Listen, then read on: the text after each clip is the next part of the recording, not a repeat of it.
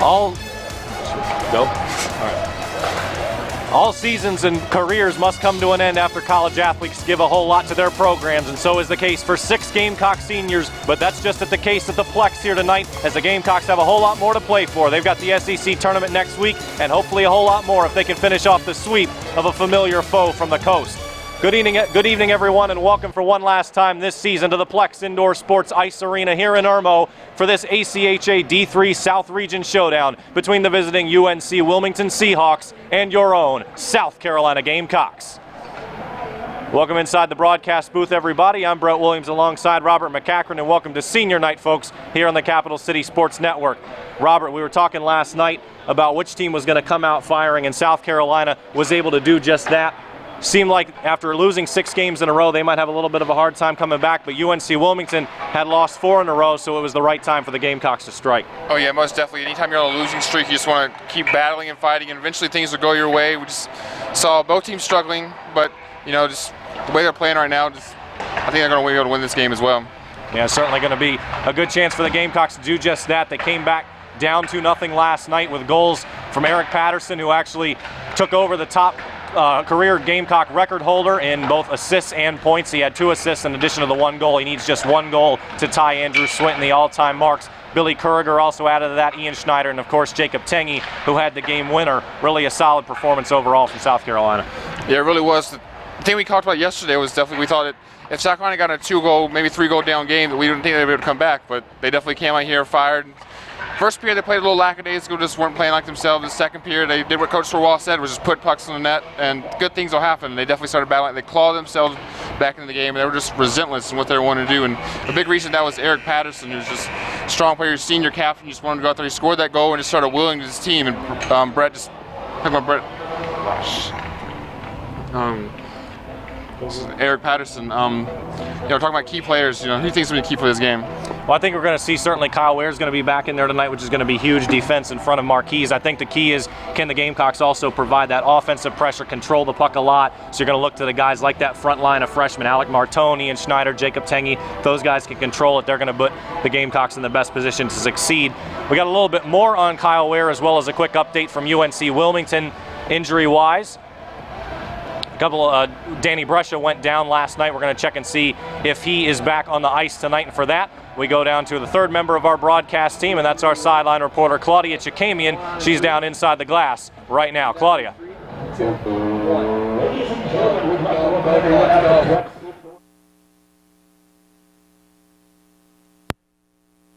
A little bit of a knee injury yesterday, but he's good to go. He gave his coach a thumbs up during warm-ups, so we will see him playing today. On the flip side, Alex Furtado will not be playing. He is on their bench tonight. He had a bit of a shoulder injury yesterday, so he won't be playing tonight, and that could affect the UNC Wilmington a little bit, so we'll see. The atmosphere here is great. There are a lot of people here for Gamecock Senior Night, so we'll see what happens. Back up to you guys. Thanks a lot, Claudia, for that update. And now we're going to have the seniors recognized here at the Plex. So we're going to take you to a bit of a long advertisement, go over the ceremony, and then the national anthem will follow that. When all that's over, we'll come back live for the Plex for your final game of the regular season for South Carolina and get you set for the playoffs that are coming thereafter. All that next on the Capital City Sports Network.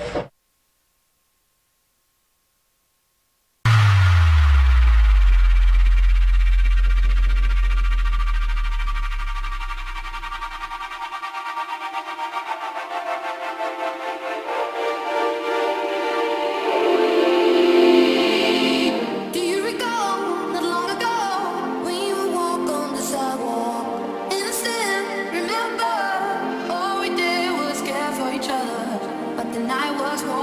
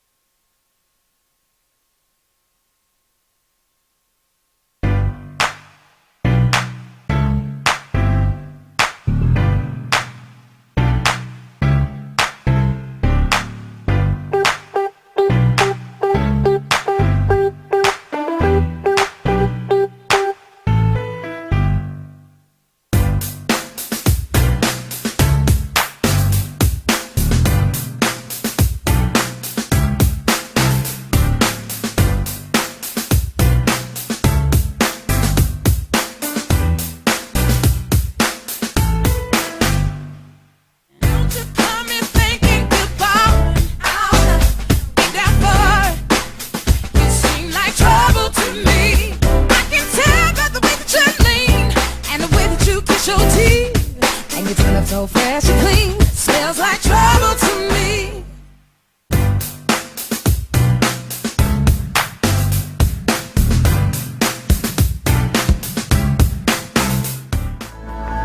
Let your clarity define you in the end. We will only just remember how it feels. Our lives are made in these small hours, these little wonders, these twists and turns of fate. Time falls away, but these small hours, these small hours still remain.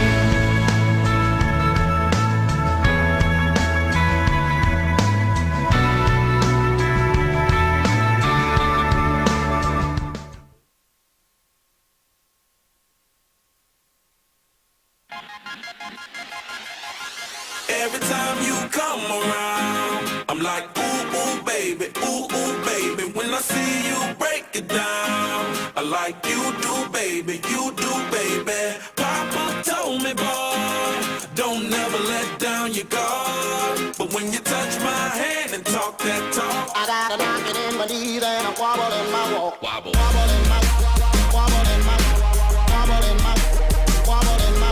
When you touch my hand and talk me talk, I got a knocking in my knees and a wobble in my walk. It's like my head back been drinking out the bottle. I swallow some strong drink, but really just my motto. She lotto, jackpot, grand prize, champion, franchise, born ready. Yeah, she get it right now, on time.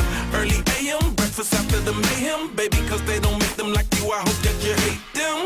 Black Costa's a virgin, I keep them twerking, they working. I swipe it perfect, go ahead and purchase, girl, it's on me. Yeah, it's my dime. Damn, if I'm wrong, yeah, it's alright. When you go down, down in my mind, do what you want, that's what I like. Every time you come around, I'm like, ooh, ooh, baby, ooh, ooh, baby. When I see you break it down, I like you do, baby, you do, baby. Papa told me, boy, don't never let down your guard. But when you touch my hand and talk that talk, I got a knocking in my knees and a wobble in my walk. wobble. Wobble in my, wobble in my, wobble in my, wobble in my. When you touch my hand and talk me talk, I got a knocking in my knees and a wobble in my Yeah, walk. wobble, wobble, satisfaction my motto. Show me and lead the way, and baby I'll follow. Promise you ecstasy. Long as you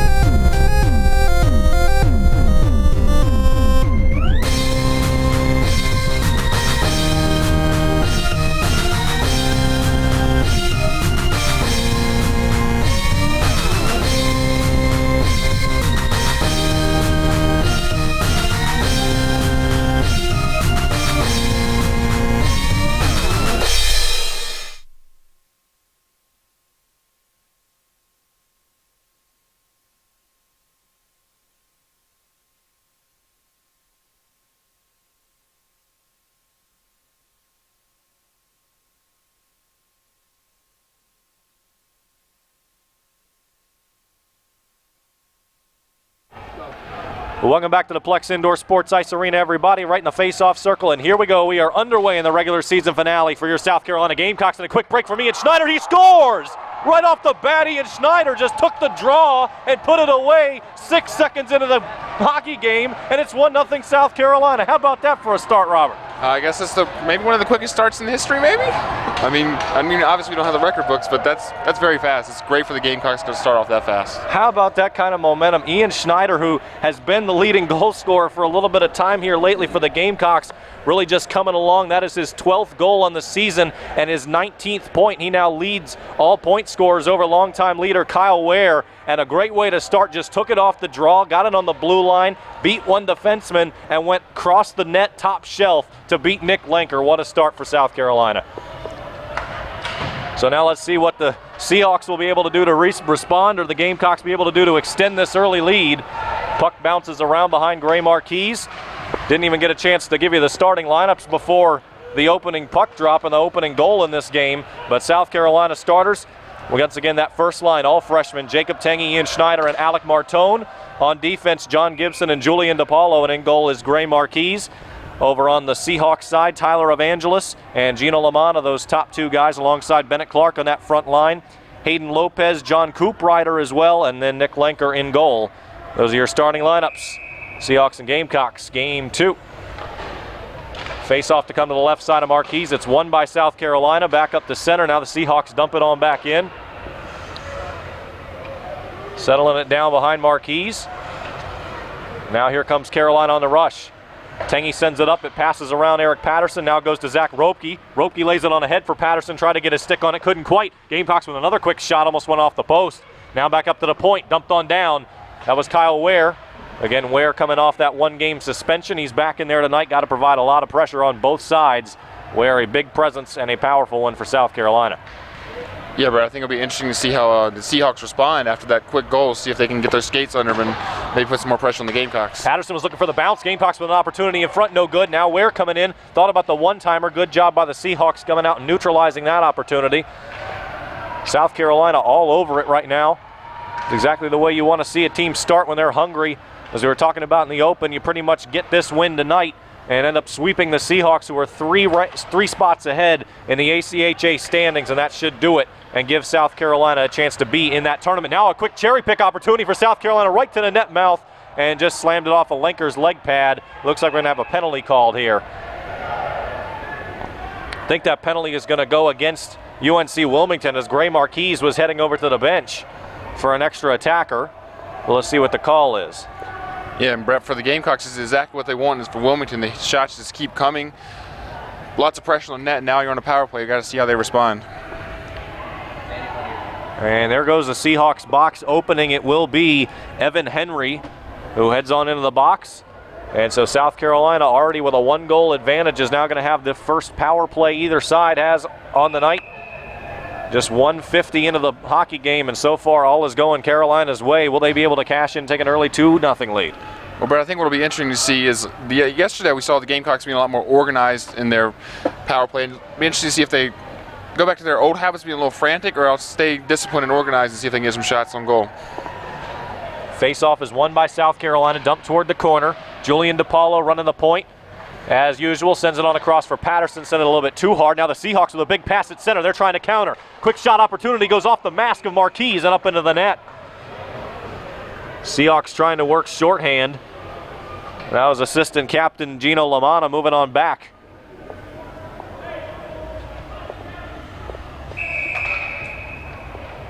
Face-off will come in the defensive zone for South Carolina, won by the Seahawks, trying to create some shorthanded offense. Have to dump to the far corner. Now the Gamecocks will get it and try to bring it out.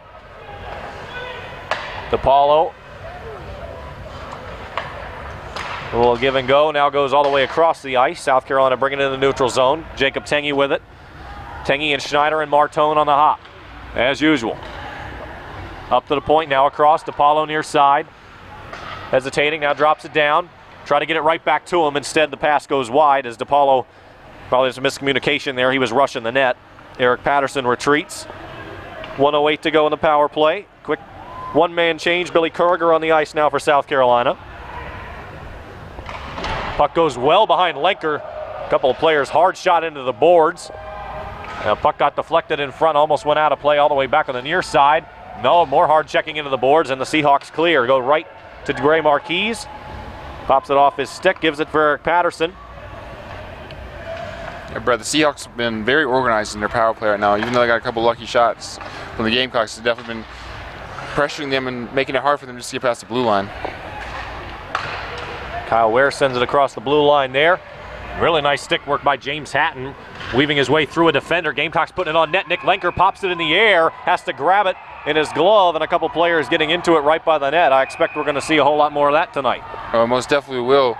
But we always talk about the unwritten rule of touching the goalie, and after the puck was grabbed, Gamecock player got a little too overzealous there, and Seahawks got to protect their goalie. And they might actually be calling a penalty on that. A lot of frantic referee gestures, and that will end the South Carolina power play. Billy Curriger charged with that penalty. And fans not too happy here at the Plex. Another really nice crowd on hand for senior night. We saw a great crowd last night, and normally it's really just a good crowd 1 out of 2 times every weekend, because for the most of this season, Gamecocks would play Friday nights and then again Sunday mornings at 9 a.m. when most college students are still sleeping at that point. But this time they get a nice Friday and Saturday night back-to-back.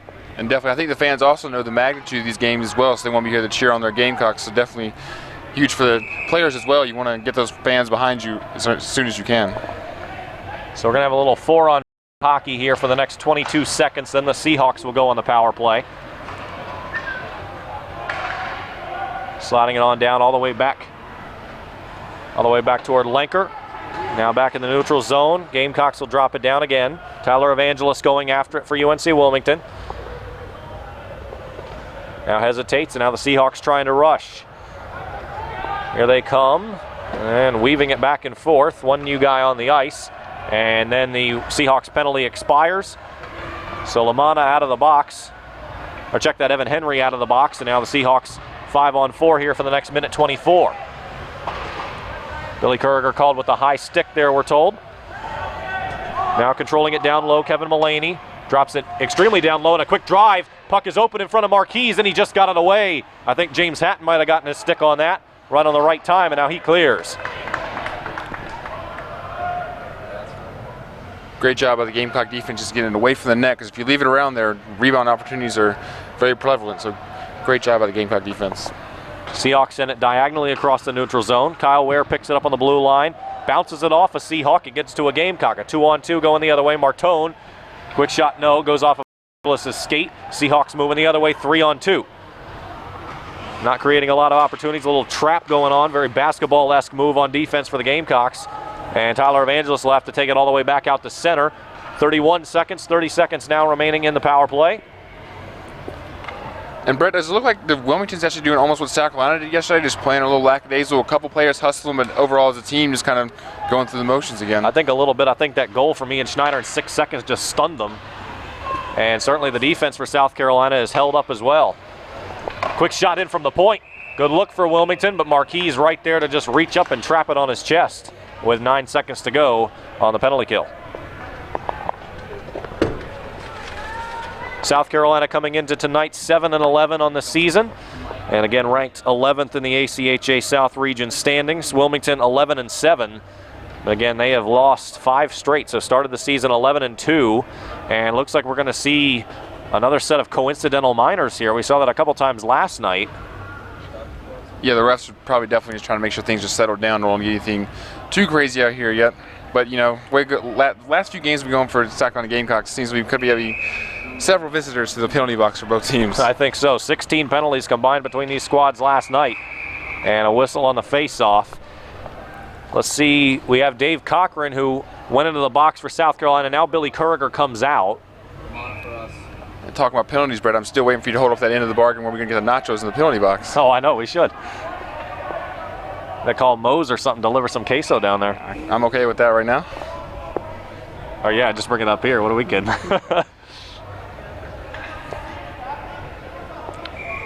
And the face-off taken up. It was supposed to be in front of Gray Marquise. Now they're bringing it all the way down. Evidently a violation on UNC-Wilmington, so the face-off will come to the right side of Nick Lenker instead. Yeah, but I don't know how the college rules are compared to the NHL, but I know several times if defensemen get down and past a red circle, then that can create a violation and go to the other end. Both of those guys called for roughing. And now Cochran out of the box. Really, perhaps that call was changed. Actually, Dave Cochran slipped out of the box a tad earlier, so doesn't look like there ended up being any kind of coincidental. It ended up just being a penalty on UNC-Wilmington, and thus the Gamecocks back on the power play for the next minute and a half. See if we can get that clarified for you in a bit. The call was roughing against UNC-Wilmington, but evidently they thought better of calling it coincidental. So at the point, Kyle Ware hesitating, now slides it all the way across, almost bounced off a skating in the net. Not sure if that would have counted if that had gone in. Now up top, Ware at the point, shoots it. Lazy puck goes right toward Lenker. He's going to grab it. A couple of the Gamecocks thought they scored, but it looks like the puck ended up right underneath the goaltender. Yeah, Brett, Gamecocks putting a lot of pressure on UNC right now. It's going to be interesting to see how if they're able to withstand, and because the Gamecocks right now are threatening, and 2-goal lead, we could have another what we saw yesterday. So the Gamecocks keep pouring on the pressure. I believe a puck would definitely go in the net for them. Exactly what you have to do to beat Nick Lenker is get a lot of pucks on net. He is quite solid, and again, that early attack opportunity on the one on Lenker, Ian Schneider won it and gave the Gamecocks an early lead. 13:38 to go here in the first period. Kyle Ware drifting on back, and the Seahawks get it past him. Now send it forward. Good attempt by the Seahawks. They try to pop it forward. Marquise has to reach out and swallow the puck. Good work there, as he had a Seahawk just streaking right toward the net, waiting for that. It might have been an empty net opportunity. Yeah, bro, we've seen this several times with the Gamecocks. So make a mistake and then see a rush, and several times scored on, but that time Marquise was able to swallow it up before anything bad happened. That was John Cooprider going right to the net. Bennett Clark fed him. And looks like the referee having a little discussion with Marquise in the crease, and the athletic trainer will come on out to take a look. That would be unfortunate for the Gamecocks. Danny Collins no longer with the team. And so Gray Marquise, really the sole netminder the Gamecocks have to rely on here from here on out. Yeah, it would be a huge loss for them. If they lost him, I don't know, throw somebody in that. That's like they say, the show goes on, but I believe it's actually a technical issue with his helmet, as I see the trainers out there working on his helmet.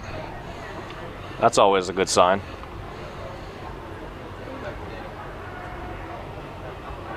And it looks like everything's been resolved there. I can't quite tell what, maybe perhaps at the ACHA level, the college goaltenders don't get too creative with all the artwork on their helmets like you see in the NFL. Excuse me, their masks in the NHL. I don't know what, I just got that confused. I apologize, folks. We move on. Gamecocks win that draw. Now moving forward, Jacob Tangy on the move. Tristan Ward in the neutral zone. Slides it on the cross. Is taken by John Gibson across the blue line. Now dumps it on down into the corner. And now popping on up, Julian DePaulo. He sends it down. Tangy going puck hunting and couldn't quite get it. Seahawks will send it back out, going toward the Gamecock bench. 13 minutes exactly to go here in the first period, and a bad turnover in the defensive zone for South Carolina. But Seahawks could not do anything with it. Nobody there forward, so they just had to dump it down, retreat, and change lines. 10 seconds left in the Gamecocks power play. One last rush coming. 3-on-3 going on here. Trying to feed Alec Martone and couldn't get there, so the Seahawks will send it on back down. And that will be the end of that power play. So neither team has been able to convert on the man advantage thus far. Gamecocks with one even strength goal and lead 1-0 with 12.5. Yeah, Brett, things have definitely seemed to slow down a lot more than that fast pace the Gamecocks out to, and now both teams are starting to settle back into the game. And the puck is frozen there. I definitely believe the Seahawks have definitely settled down after that initial shock and starting to settle into this game much more now.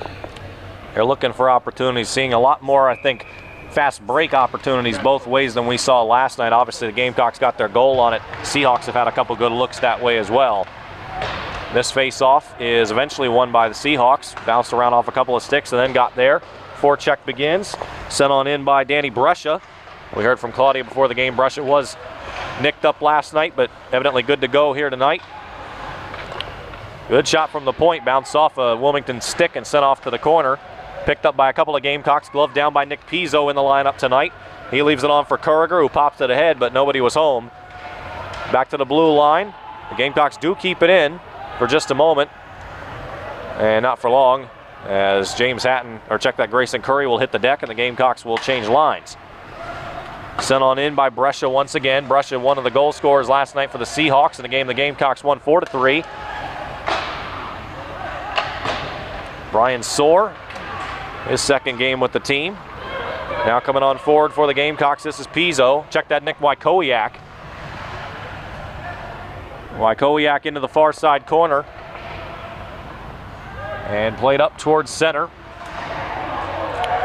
Kyle Ware battling for it, along with Christopher Monroe. Now sending it on along. Wykowiak into the corner, going on battling with Brett Sarakas. Sent on along the boards by Sarakas, and the Seahawks have it. Sent it right through the legs of his own man right at center ice, so the Seahawks can do nothing with that possession. And now running forward with it, Dave Cochran pursuing was Monroe. And Wilmington will take it back. A lot of pressure provided by Mike Borst right in front of Nick Lenker, so the Seahawks retreat all the way behind. Going to start that rush offense once again. Now they come forward and just dump it all the way down. Not sure where that puck was intending to go. And Gray Marquise will just let it go and picked up by his defenseman behind the baseline. Eric Patterson dumping it on towards center. Pursued off the skate of his teammate. Not for long. Now it goes back to the Seahawks, picked up by Hayden Lopez. UNC-Wilmington starting that rush once again. Yeah, but I think we're starting to see that both these teams are starting to get very aggressive on the forecheck and just rushing the puck handlers and just making it hard for both offenses to get anything set up at all. Really like the look the Seahawks just had there. They were going for Clark. He was streaking straight down the middle of the ice. Tried to get a one long touch pass but just missed him, and the Gamecocks beat him down to the goal line to have the icing called. And Brett, maybe a little question here. As we know, Kyle Ware is a great goal scorer, so do you think maybe his approach to trying to score a couple of goals maybe is leaving them a little open sometimes and allowing breakaways for other teams? Yeah, we have definitely seen that on a number of occasions this year, but you got to love him aggressive on both sides of the puck. But you are absolutely right. Gamecocks have been vulnerable to those fast break opportunities. That's where Gray Marquise has been pretty solid for them this season. Coming on forward, Evangelist, right down, glove down. Coop Ryder goes away, and that one went off the post. Coop Ryder almost knocked it down right in front of Marquise. Instead, the Gamecocks try to counter, send it the other way. James Hatton hustling it on down. Tyler Evangelist will beat him to the puck. And now sent up back and grabbed at center. No, not grabbed at center by DePaulo. And it's picked up in a big check level there. Jacob Tengy slams Gino Lamanna into the boards. John Gibson plays it on down around the backboards. Good touch pass. Jacob Tengy tried to get control of it. He could not. Zach Cormier will go after it. Wrap it behind his own goaltender and come out. He sends it on along right towards center. Bounced off the stick of his teammate Coop Ryder. Taken by the Gamecocks, Julian DePaulo back across his own blue line as we approach 9 minutes to go here in the first period. 1-0 South Carolina. To the far corner, now coming out, UNC-Wilmington. Back up to center. South Carolina settles it down. Julian DePaulo. Nice pass off the boards. Tengy spins it. He was looking for Hatton down low. Now the puck shifts all the way back up to the blue line. Tengy couldn't keep it in. Seahawks get it moving the other way, 3-on-2. This is Kevin Mullaney. Mullaney makes one man miss. Mullaney trying to drive on the post, lost control of it. So did Marquise, but then no shot opportunity there from Evan Henry. Got poked out of the way. Wide open net on the post. Mullaney was trying to wrap. He couldn't control the puck. Seahawks are getting some opportunities, not converting. That one bounces off a man, Henry France, and goes over to Alec Martone. Here come the Gamecocks, 3-on-2. Martone, he's got Curry in front. Trying to wrap around. Curry still waiting on him. He gives it for Curry, and Curry just pops it along. Lenker gets it out of the way. Seahawks moving the other way. They might counter 2-on-1. Kyle Ware back to defend. Martone hustling on defense. Shoot! And it goes off the post. Did that go off the post or did it go off Marquise's stick? I think I heard a little bit of ting from the post. I believe it nicked off the post. That makes two opportunities off the cage and back-to-back possessions for the Seahawks. Boy, are they close. Yeah, both teams starting to seem to be playing lackadaisical and just giving errant passes and just leading to breaks for both teams. And one of these teams eventually, I believe, is going to capitalize and get a goal off this. A little 5-on-4, 4-on-3, back and forth down the ice. So it goes. Gamecocks taking it now. Soar sends it on forward. He's got Wykowiak rushing alongside Brett Topolsky. Going after, it's taken in the corner by Soar. Sends it all along behind Nick Lenker. And coming on out, Seahawks will now bring it up. Crossing center ice. Not a good pass there, and a big open ice check leveled by the Gamecocks. And now Eric Patterson, who laid down that hit, now he goes after the puck himself to the corner. Lost it, now has to hustle back the other way. Pocket was picked there by Evangelist. Kyle Ware now to the far corner. Ware can't hold the puck. The Gamecocks will eventually control it. Bouncing off a couple of boards there, now sent on up. Cormier steals it right at the blue line. Zach Cormier comes forward, fires, it goes wide. Dave Cochran gets it right back. Gamecocks coming forward. Cormier had a good look there. And now the Seahawks will reset and try to come back up. Seeing a lot more open hockey being played last night in a better way than we saw. Yeah, Brett, it seems like a lot of these teams, both these teams are actually making just errant passes to nowhere, and then both these teams are trying to capitalize on those going quick up the ice. Coming on forward now, this is Lamanna being trapped by Patterson, now by Ware. Ware gets it, spins off one man, then loses it. John Coop Ryder up to the point. Henry France. France sends it on down. Great pass, quick shot. It goes well wide of the cage. Marquise wasn't there for it. Didn't matter, it went wide. Coming on out now. This is Lamanna controlling in the corner. Lamanna coming out. And sends it right to the goal line. Marquise going to go to grab it. Puck open in front, puck open in front again, trying to knock it down. Lamanna couldn't get his stick on it. Now he does, sends it forward. Couldn't get off of it. Sarakas trying to get it in. Pops it off of stick of Marquise, and the Gamecocks will go out the other way. They might have a 3-on-2 if they can go forward. They cannot. Puck is poked away. Ropke sends it on ahead. Mike Borst. He's blocked up and sent down by Henry France. Seahawks take it right back. And Gamecocks get it right back on a bad pass going into the offensive zone. Now the Gamecocks will clear it and change lines. Really good looking pass there to Bennett Clark, but Julian DePaulo at the right spot at the right time knocks it out of the way. Now sent along back, picked up by Schneider, spins off of one man. Now the Seahawks take it back, and the puck will just drift right over to Marquise. He'll trap it under his glove and hold. Yeah, Brett, that might have just been a trickler to Marquise, but the Gamecocks, I believe, are getting really lucky right now. It's like the Seahawks are getting bad shots. They're getting wide open shots. They just keep shooting it wide, and eventually you have to hope for the Gamecocks they'll keep doing that, but the way they've been shooting, they just got to get one past Marquise and it's a tie game again. Got to give credit to the Gamecock defense, although I entirely agree with you that the passes have not been very crisp and have allowed the Seahawks more opportunities than the Gamecocks would like. They have come in handy right down underneath with some stick defense right at the right time. Seahawks will still control this possession. Now they'll bring it up the right side of the corner. Not a good pass there either. And that's sent back on. The Gamecocks could not clear. Evangelist sends it back down around the side. Mulaney fanned on that pass. And now Ian Schneider pops it along. Good pass by Schneider. It sends it over. This is Tengy coming forward. He's got Martone 2-on-1. Martone shoots. And Lenker will knock it away to the left side. Goes toward the near corner and sent back up toward center. Taken by the Seahawks. Going the other way, this is Mulaney. Mulaney leaves it on. Looking for Evangelist. Not going to get there. Mulaney wins it back. Mulaney for a second, now he has to drift over to the corner. Slammed in, picked up by Curry, not for long. Seahawks take it back, now send it behind Marquise. Now back up in front, good look there on the potential wrap from Mulaney. He couldn't get the puck over to Evan Henry in time. Up to the blue line, this is picked up by Danny Brescia and sent down. Seahawks will have to go out of the way. Now Zach Cormier says, I don't think so, and lays out a Gamecock. Huge hit on Grayson Curry. And a whistle will stop the puck. They're gonna call a penalty on Cormier. I think they will. Yeah, he seemed didn't really have any intent on looking at the puck, just looking for the hit.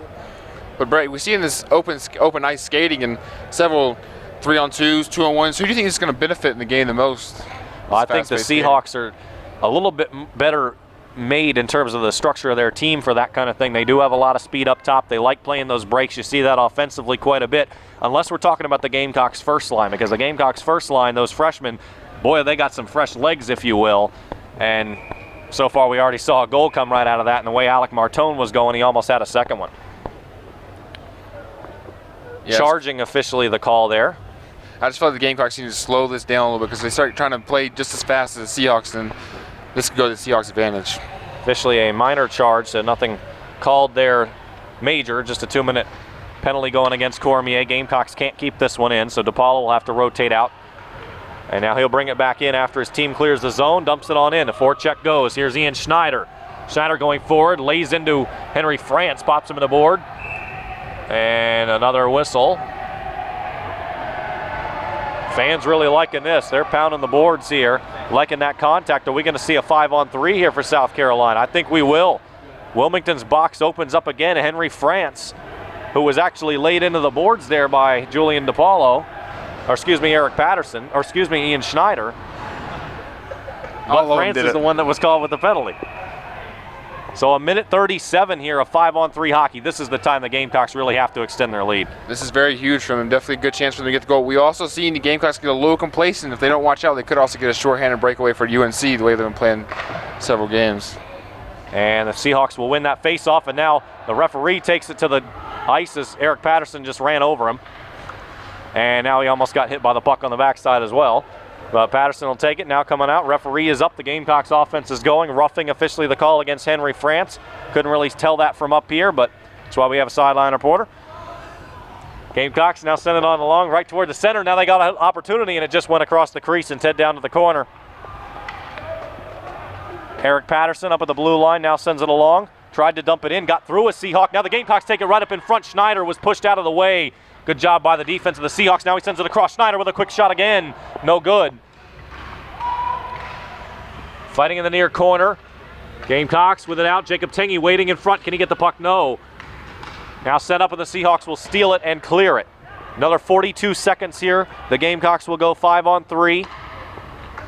And another 23 seconds. They will go 5-on-4 after that if they do not score in that time. Julian DePaulo coming forward. He's got Billy Kuriger now waiting at the point. Kyle Ware towards center. DePaulo dumps it in. Gamecocks thought they had a look. Now DePaulo wrapping around from behind. Fires, goes high and wide. No, it's knocked down by Kyle Ware at the last second. And the Seahawks will get a hand on it and a stick on it now, and then sent towards center. Hits the deck. Julian DePaulo takes it right back. DePaulo moving forward. 5-on-2 now. Not quite. And sent behind. That puck goes out of play. 10 seconds left. So far, the Seahawk defense has been looking pretty good, trying to kill the 3-on-5. They have sticks have been on the ground, very active in front of their goalie, and definitely just making life a lot harder for the Gamecocks. They're getting the shots they want, just Seahawk sticks and bodies flying all over the place, making sure the Gamecocks don't get another goal.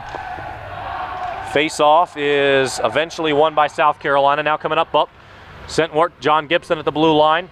Gibson hesitating, now loses the puck. And it goes back to the blue line. Cormier comes out of the box. It is 5-on-4 for 19 more seconds. Brings it on along. DePaulo loses it. And now back towards center. It's taken by Zach Ropke. Ropke right across. Does a couple of nice moves. Gets around two defenders, then goes down. Seahawks will clear it up. And that will be the end of the power play for South Carolina. So good job on defense by UNC-Wilmington, shutting down a 5-on-3 for a minute 39, and then 21 seconds more of a 5-on-4. James Hatton wins the puck. He's going 1-on-2, then tries to send it along. He had a teammate at the last second. It went past him, bounced off the backboards. Now going on along, taken up at the top. Gibson goes on down, looking for Hatton. No, goes to the corner, bounces up. South Carolina moving it on around, going up behind. Taking James Hatton, now sliding it forward. John Gibson, no good. Seahawks get it at the blue line and advance. Now coming along forward, this is John Cooprider. Cooprider 2-on-2, hesitates, blocked up off the skate of Gibson. Right in the nick of time, check that Kuriger. Kuriger in the right spot there. Now coming forward, Duncan Hickman on defense, slides it on along the line. Goes up towards center. Seahawks catch the Gamecocks on a change. Tyler Evangelos makes one man miss, then lost the puck himself. Shoots it toward Marquise. He traps it with the leg pads. Great save with a minute 10 to go. Yeah, Wilmington definitely out there hustling. They're trying to speed the game back up, which is what they really want to do. And Gamecocks are trying to have to cope with it right now. Good defense, blocking the pucks. Both teams right now are just getting out there, laying their bodies on the line, realizing the magnitude of this game. Gotta love that both ways on defense. Have seen no power play goals tonight. Despite 5 different times the team has gone on the man advantage, Gamecocks have had 4 of those opportunities. The Seahawks defense has held firm. 59 seconds to go here in the period. Good look from the Seahawks in front. Marquise says no, knocks it away with his leg pads. And now coming forward are the Gamecocks. Popped around at the blue line. And who wins it? Eventually Nick Pizzo does. He moves it forward for South Carolina. He's got Nick Wykowiak waiting in the middle. And now good job winning it by Pizzo. Sends it toward Lenker. I think it was blocked in front by a Seahawk. Now sent on around. Now coming forward. Curry with a good look. Fighting for it. Puck is loose in front of Lenker. Who wins it? Puck is still loose in front of Lenker. Now it slides off to the right side. Seahawks send it to center. 25 seconds to go here in the period. Eric Patterson, we have a whistle and a penalty call. Coming up against, I believe, South Carolina. Will be Grayson Curry heading off to the box here. For the second time today, Wilmington will have a power play. They're 0 for 1. The Gamecocks definitely need to watch out right now because the momentum starts to seem to be shifting back to the Seahawks, and they're skating around, getting after the loose pucks, and with their speed, this could cause problems for the Gamecocks. Face-off will come to the right side of Marquise. 24 seconds left in the period. Seahawks will have that, and then more into the second period if they don't score here. As the Gamecocks going to try to lock down. Drifting up, Lamanna sends it on the way across. Seahawks setting up now to the point. This is Eric Kirkham. Kirkham, good stick work up top by Jacob Tengy, breaks it up. Alec Martone going the other way. Could the Gamecocks have a shorthanded opportunity with 6 and 5? Martone going 1-on-2. Martone still has the puck, then loses it, and he was able to kill the clock. Great work on defense by the Gamecocks, ending that threat. But it will be another minute 36 remaining of the power play for UNC-Wilmington when we come back to the second period with your Gamecocks, leading the visiting Seahawks in this regular season finale 1-0.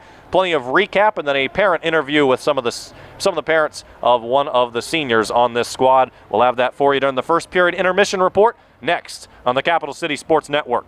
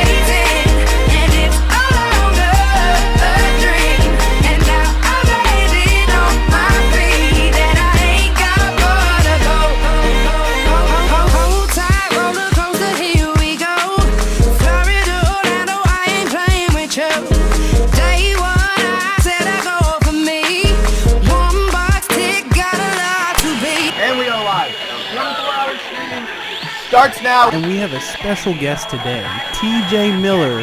Thanks for having me, man. Scene 2, take 1. Scene 3, shot 9. Scene 1, shot 1, take 6.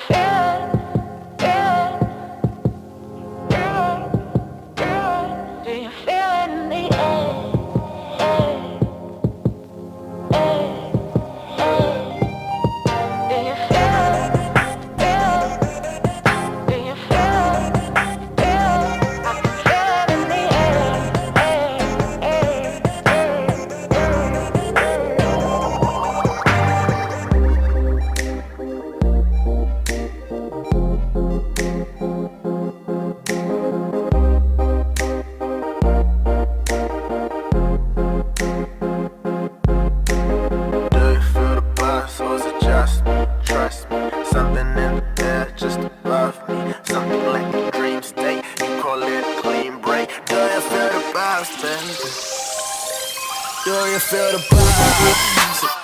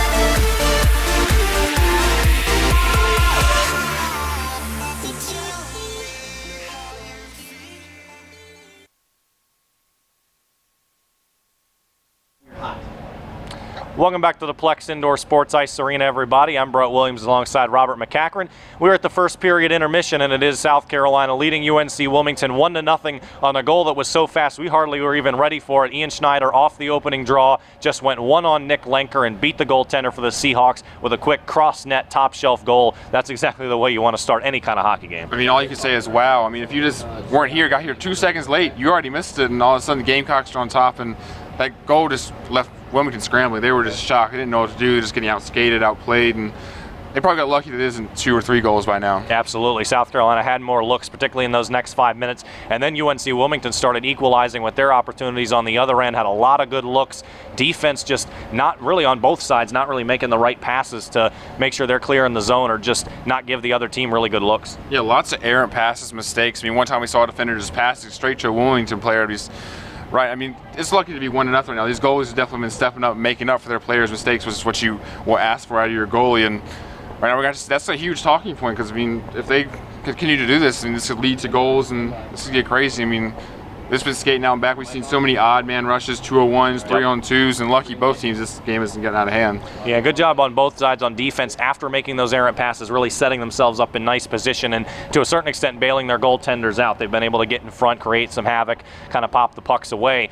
One of the key players for the Gamecocks throughout his Gamecock career is one of the seniors. That's Brett Topolsky. He has been honored tonight. His 25 goals, 24 assists in his career with the Gamecocks, and he's known particularly for having brought a huge legion of fans here to the Plex every time the Gamecocks play, and you know the Gamecocks wouldn't be nearly as fun without their home court environment here. With that, we go down to a live interview with the Topolskys' parents, with the Topolskys, I should say, with our own Claudia Chikamian. Take it away, Claudia. For having us. So, you know, it's Brett's senior night. How is that for you guys, first of all? We're sad at the same time. Very mixed emotions. We're so happy to be here, but Brett's been playing hockey, so it's our last home game to watch him play. How did you guys get him started playing hockey? Well, Brett watched the Mighty Ducks movie, and as a result of watching Mighty Ducks, he played hockey. I've never been on skates. Karen has, but watching Mighty Ducks, he said, "Dad and Mom, we want to play hockey." Whatever gets him playing, I guess. So he's loved it ever since. So you guys are from Maryland, so obviously that's far travel. You can't always be here. What support does Brett have, and how does he kind of get that support here? Well, Brett has a number of his friends come to watch the games, and for his senior night, he was honored for many achievements, but also having all his friends come to watch him play. So that's a very special thing for him and us to see him be able to have his friends come support him. Yeah, that's probably huge for you guys too, especially because you can't always be here. And finally, what kind of things will you remember most about Brett's career playing for Cock Hockey? One of the most memorable moments ever was last year in the SEC tournament. Brett scored the game-winning goal in the semifinals to propel the Gamecocks to play in their first ever SEC final game. So we were there to watch them, and that's our memory that we'll have forever. So hopefully next weekend will be a similar situation for us, and that's what we're hoping for the Gamecocks. And the friendships, that common support, they are a huge part of our family now. That's great. Thank you both so much for talking with me, and I hope you have a great rest of Brett's senior night. Thank you. Back up to you guys. Let's hope that worked. Claudia, and good to see the parents in town tonight. Even though they can't be here all the time, they are here tonight to celebrate this special occasion for Brett and for all the seniors. We are thankful for their contributions to Gamecock hockey and look forward to seeing what they have in store the rest of the senior night, and heck, maybe Topolsky will have another big goal next week in the SEC tournament. We'd love to see that as well. We're going to take another break. We'll be right back with second period action here between UNC-Wilmington and your South Carolina Gamecocks. Gamecocks up 1-0. The second period's next on the Capital City Sports Network.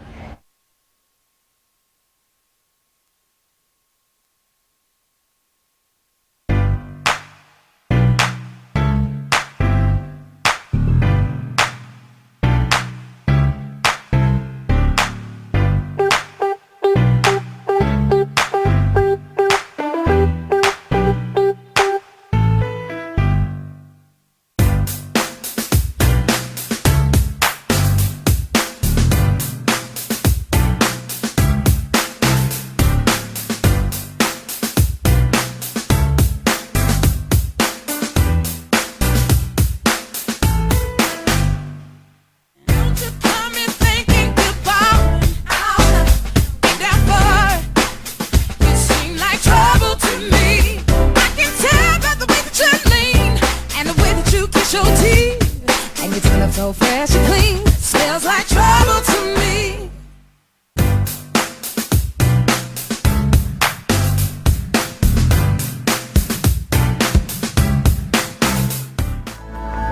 Let your clarity define you in the end.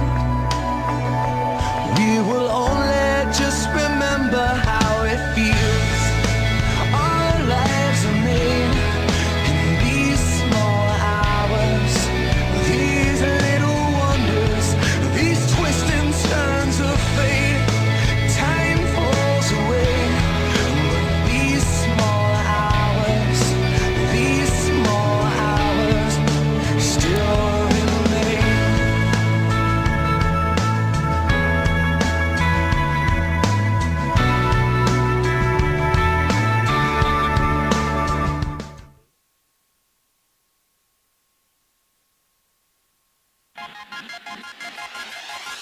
Every time you come around, I'm like, ooh, ooh, baby, ooh, ooh, baby. When I see you break it down, I like you do, baby, you do, baby. Papa told me, boy, don't never let down your guard. But when you touch my hand and talk that talk, I got a knocking in my knees and a wobble in my walk. wobble. Wobble in my, wobble in my, wobble in my, wobble in my.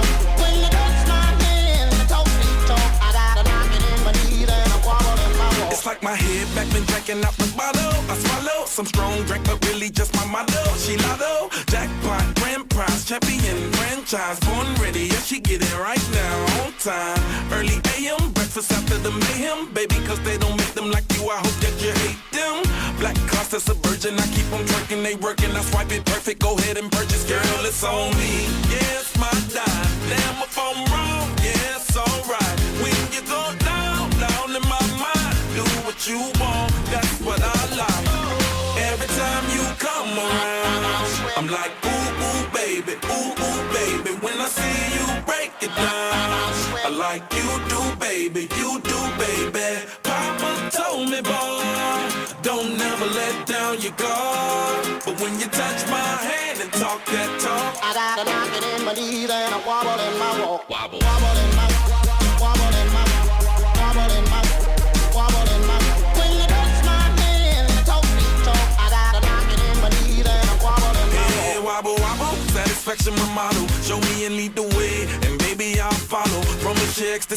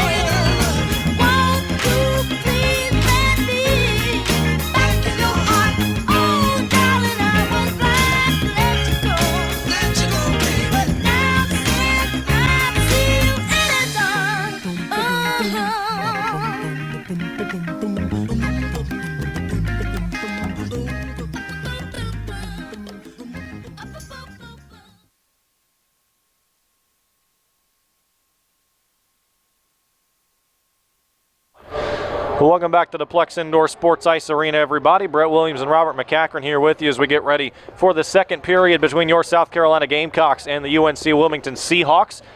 We have a minute 36 remaining in a Seahawk power play as we start the second period, but the Gamecocks have the 1-0 lead, once again scored on that goal 6 seconds in by Ian Schneider off a really nice draw. So we'll see what happens on this draw to start the second period. Again, the Gamecocks only with 4 skaters on the ice for now.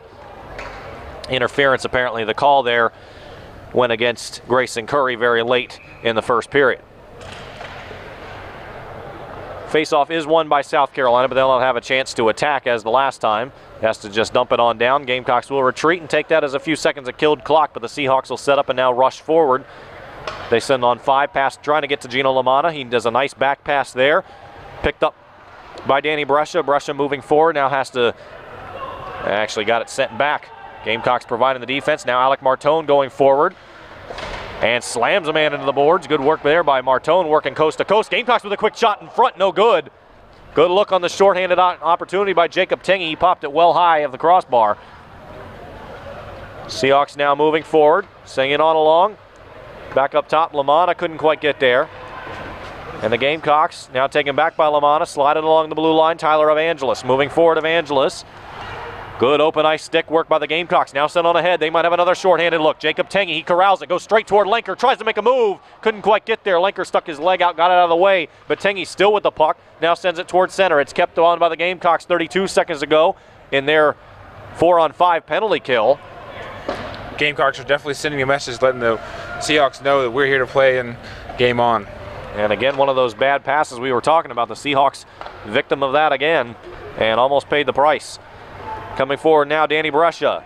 Looking back, had LaManna, who sent it well wide. He thought he was looking for a bounce from Kevin Mullaney. It was a good thought, didn't quite work. Now the Seahawks with a potential shot in front, no good. Cormier with it, slides it along. Is picked up by LaManna, hesitates, quick shot, goes off the post.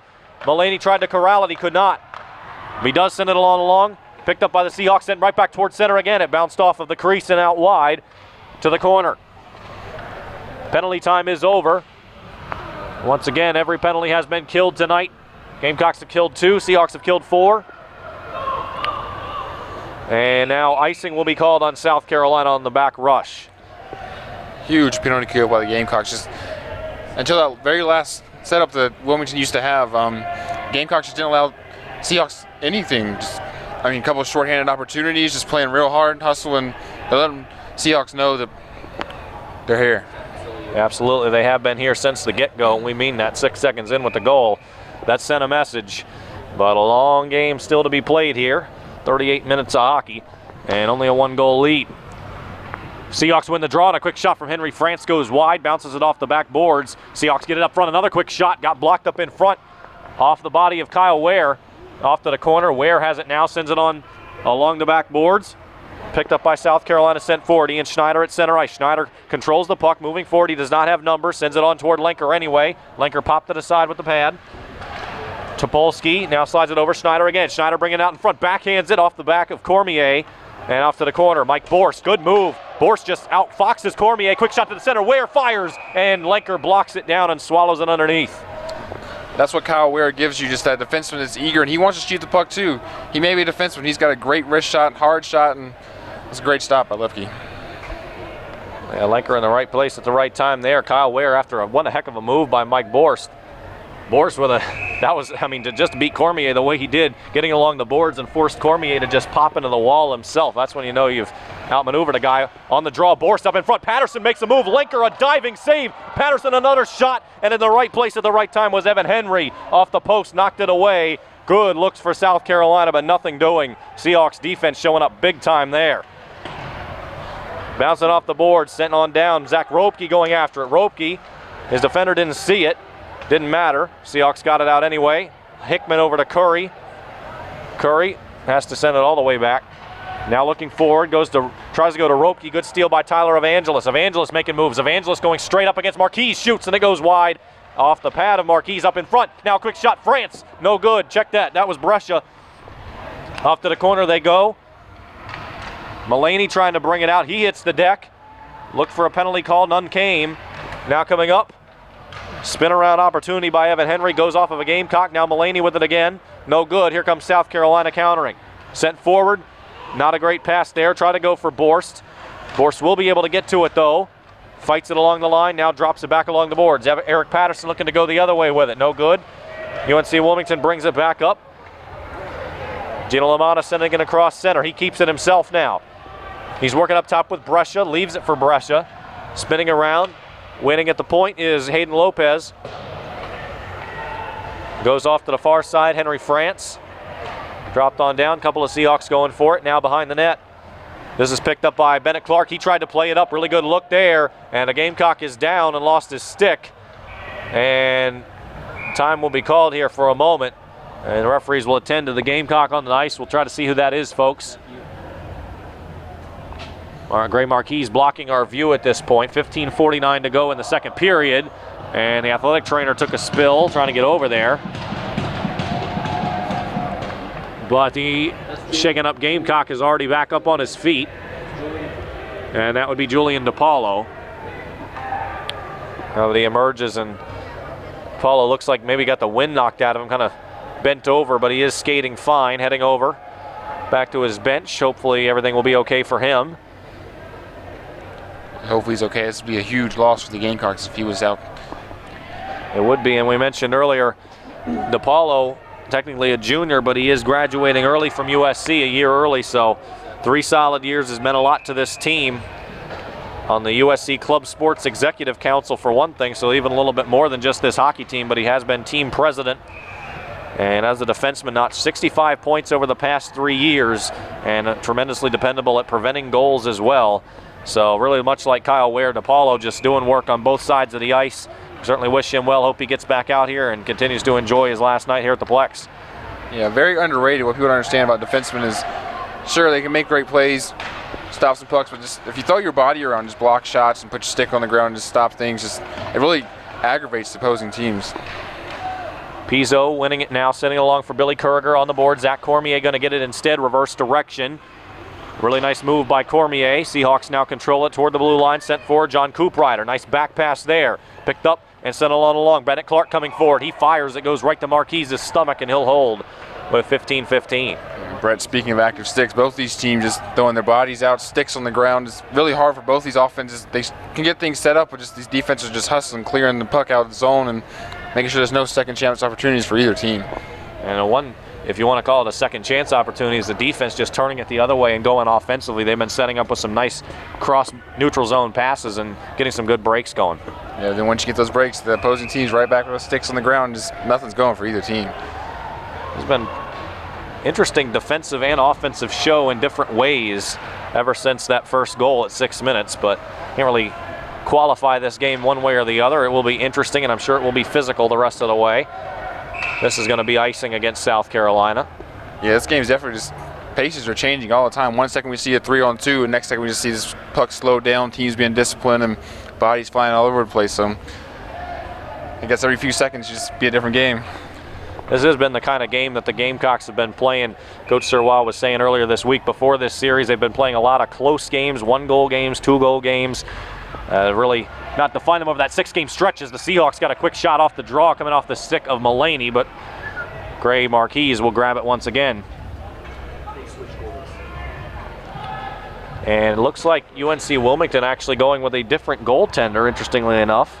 So instead of Nick Lenker, they're going with number 33, Ryan Davis. And that's interesting considering Lenker been pretty solid for the Seahawks. Only the 4th appearance this year for Davis. Davis is 2-0, a 94 save percentage and 1.92 goals allowed, so maybe this isn't a good thing for the Gamecocks. We'll see, and now Eric Patterson shoved Cormier into Davis, and then Cormier comes up and slams Patterson to his back.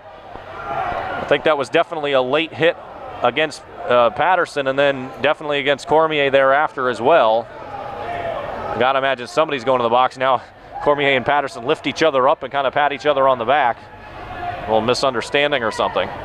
Yeah, but the last thing you want to do if you're the Seahawks is make Eric Patterson mad, the heart and soul of this team. If he gets this team going, then we saw what he did yesterday, the impact he can have. If they can do that early in the second period, this could be a bad thing for Wilmington. And UNC-Wilmington is going to suffer something there, but it apparently was not the confrontation between Cormier and Patterson. Instead, Henry France heads off to the box for the second time this game, and South Carolina will be on the power play.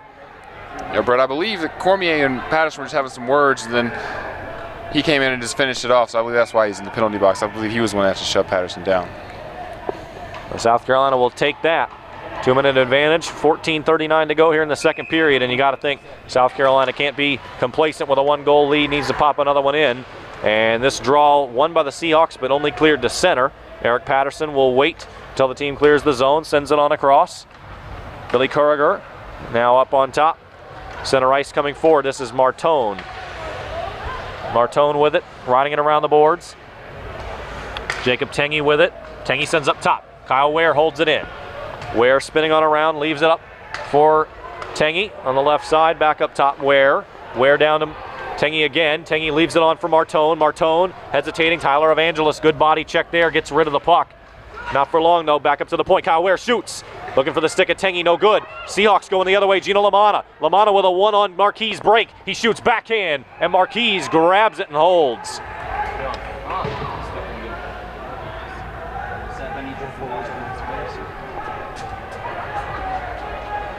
Minute 13 to go here in the power play. Good looks for South Carolina, better look for the Seahawks on the backside. Gray Marquise stoic in the net as always. Yeah, Brett, it looks like the Gamecocks are using an interesting strategy here for their power plays. They're putting full forwards on the ice and Kyle Ware as the defenseman. You know, a lot of offensive pressure there with Eric Patterson almost as you're acting as your second defender, and that can be very dangerous for Wilmington. That's a fair statement, but at least Patterson always going to be that physical presence. You know, he can lay down the law if needed. South Carolina coming forward now, sending it along the boards, going after it is James Hatton. He's picked up by Brett Zarakis, sending it on top, Zach Ropke. Ropke now dumps it on, picked up by South Carolina, coming on out. This is Hatton, leaves it for Ropke. Ropke down to Topolsky. Topolsky goes all the way across, now up top.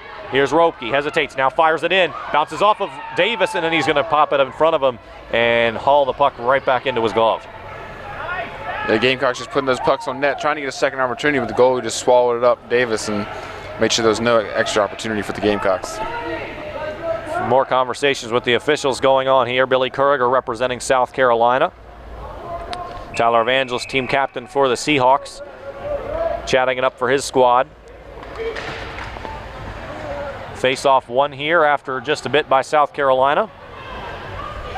Topolsky now with it. Here's Ropke. Ropke along the blue line. Now sent back. South Carolina now up back at top again. Ropke all the way across. Drifting in now. Everybody pushes toward the net. Cross the crease. Nobody was there. Pass was going for Ropke. Wasn't quite there. Just a little bit further up. Now brings it back up top. Sliding it across. 17 seconds of the man advantage. And they fire in. And it's blocked away off of Coop Ryder. Coop Ryder trying to go get after the puck himself. He doesn't. And the puck is popped out of play into the Seahawk bench. Great active sticks by Wilmington here, shutting out the Gamecocks and get behind their goalie, making sure that no more shots get on goal. And we'll have another long line change here. So only 10 seconds left here for South Carolina on the power play, and that face-off is going to come in the neutral zone, but on the South Carolina offensive side of center ice. Draw won by the Seahawks, but sent back to South Carolina. Gamecocks will have potentially one more rush. 4 seconds, 3 seconds, running 2-on-2. Winds and fires, and it's off of Rick Davis's. No, check that. Nick Lenker is now back in the game after the quick change. Lenker is back. And he makes the save. Tengy comes out. Full strength, quick shot for the Gamecocks. They score! Sliding all the way across Tengy's pass. Couldn't see quite who that was from our angle. And who's going to break out of the way with the goal? That's going to be Dave Cochran. Cochran was waiting for it. Nice job by Tengy, reversing across the ice. Cochran finishes. And Brett, was that lineup we talked about, the four forwards, where as your second defenseman almost acting as another scorer, and that's what happened. Just Tengy with a great read, score with a one-time shot. Great goal for South Carolina. And leave it to the defenseman to be the one that puts it home, Dave Cochran. Cochran's only his 5th goal of the season, 6th point overall. And referee's having a little bit of a conversation.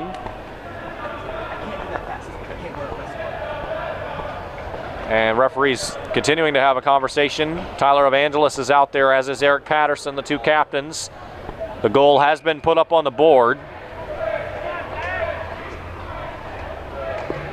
And other penalties been assessed, and that's going to go against Wilmington.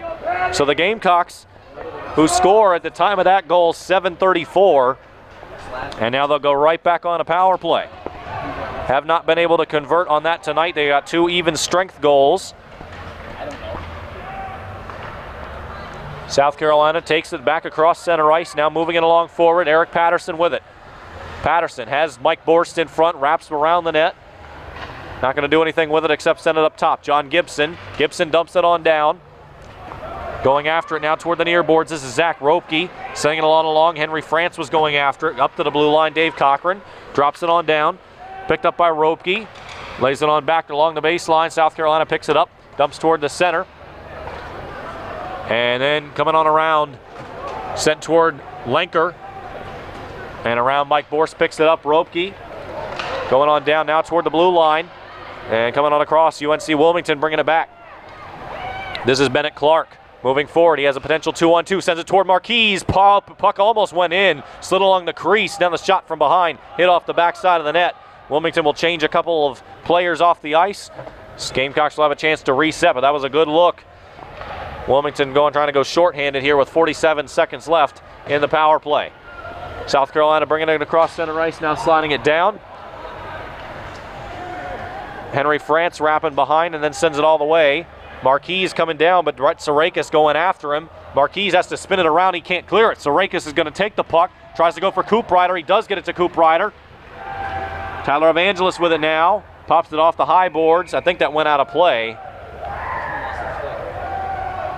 Billy Kuriger called with the assist on that last goal by Cochran.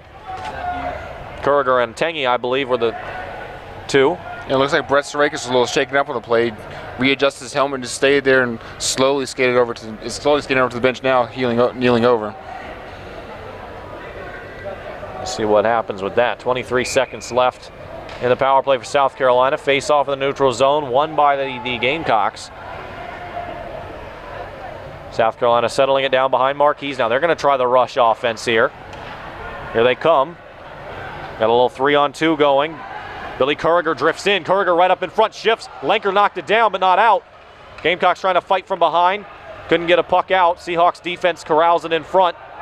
Gamecocks get it back, come on out. Top to the blue line. Moving it around, James Hatton. Slides it along the boards, now hits the boards himself. Brett Topolsky getting it. Topolsky leaves it on behind. Picked up by Kuriger. Kuriger up top, pressured by Mulaney, now spins. Leaves it on back along the boards. John Gibson going after it. Zach Cormier pushes it past Gibson. He kicks it on along and now picked up by the Seahawks and moving out the other way. Up towards center. Lost by Mulaney. Now he gets it. Tries to beat his man. Could not. And the Gamecocks send it back out. Cormier gets it at his own defensive blue line. Penalty has been killed. Now the Gamecocks coming forward 3-on-2. Cormier almost had the puck, then he lost it. Check that, Alec Martone with it. Now up in front.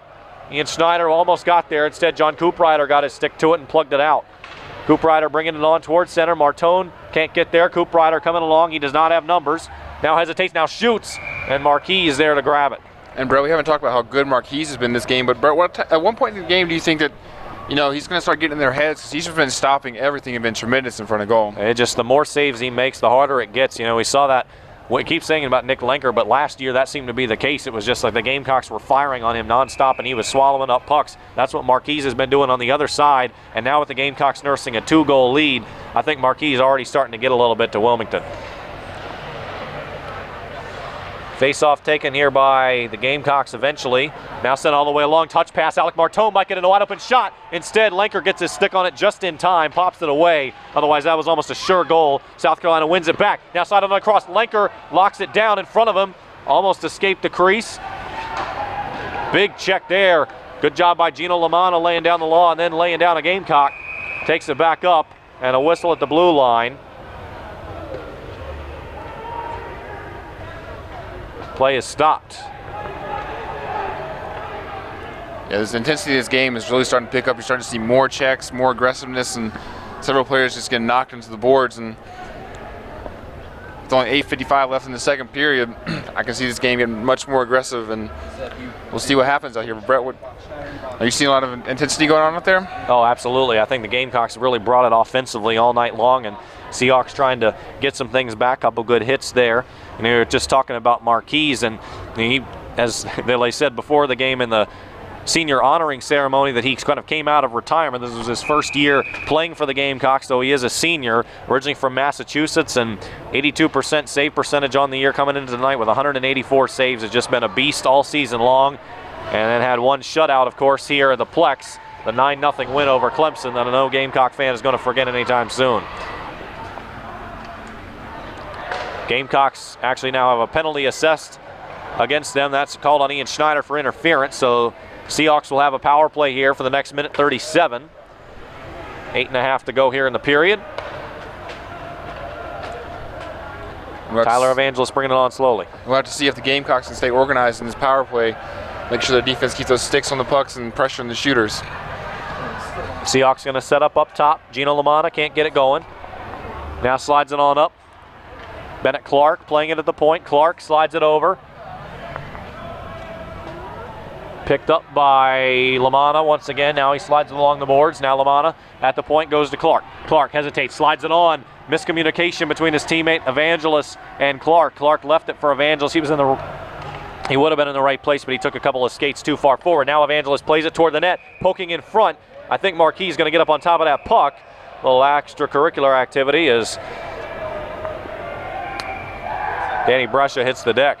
Yeah, Marquis is just swallowing anything that comes from the net, making sure the Seahawks have no chance of getting any second chance points, not even getting a first chance points the way he's playing right now. That was good too with a couple of guys in front of him, so he was covered well. The Seahawks getting in the right spot there, but Marquis is still too good. It's definitely a thing I'm starting to notice in the power plays. Both teams now, first they're trying to just pass it around, make little finesse plays. Now they're starting to get bodies in front of both goalies and shielding them and making it much harder for them to make those saves. Face-off will come to the right side of Gray Marquis. 52 seconds left in the power play for the Seahawks.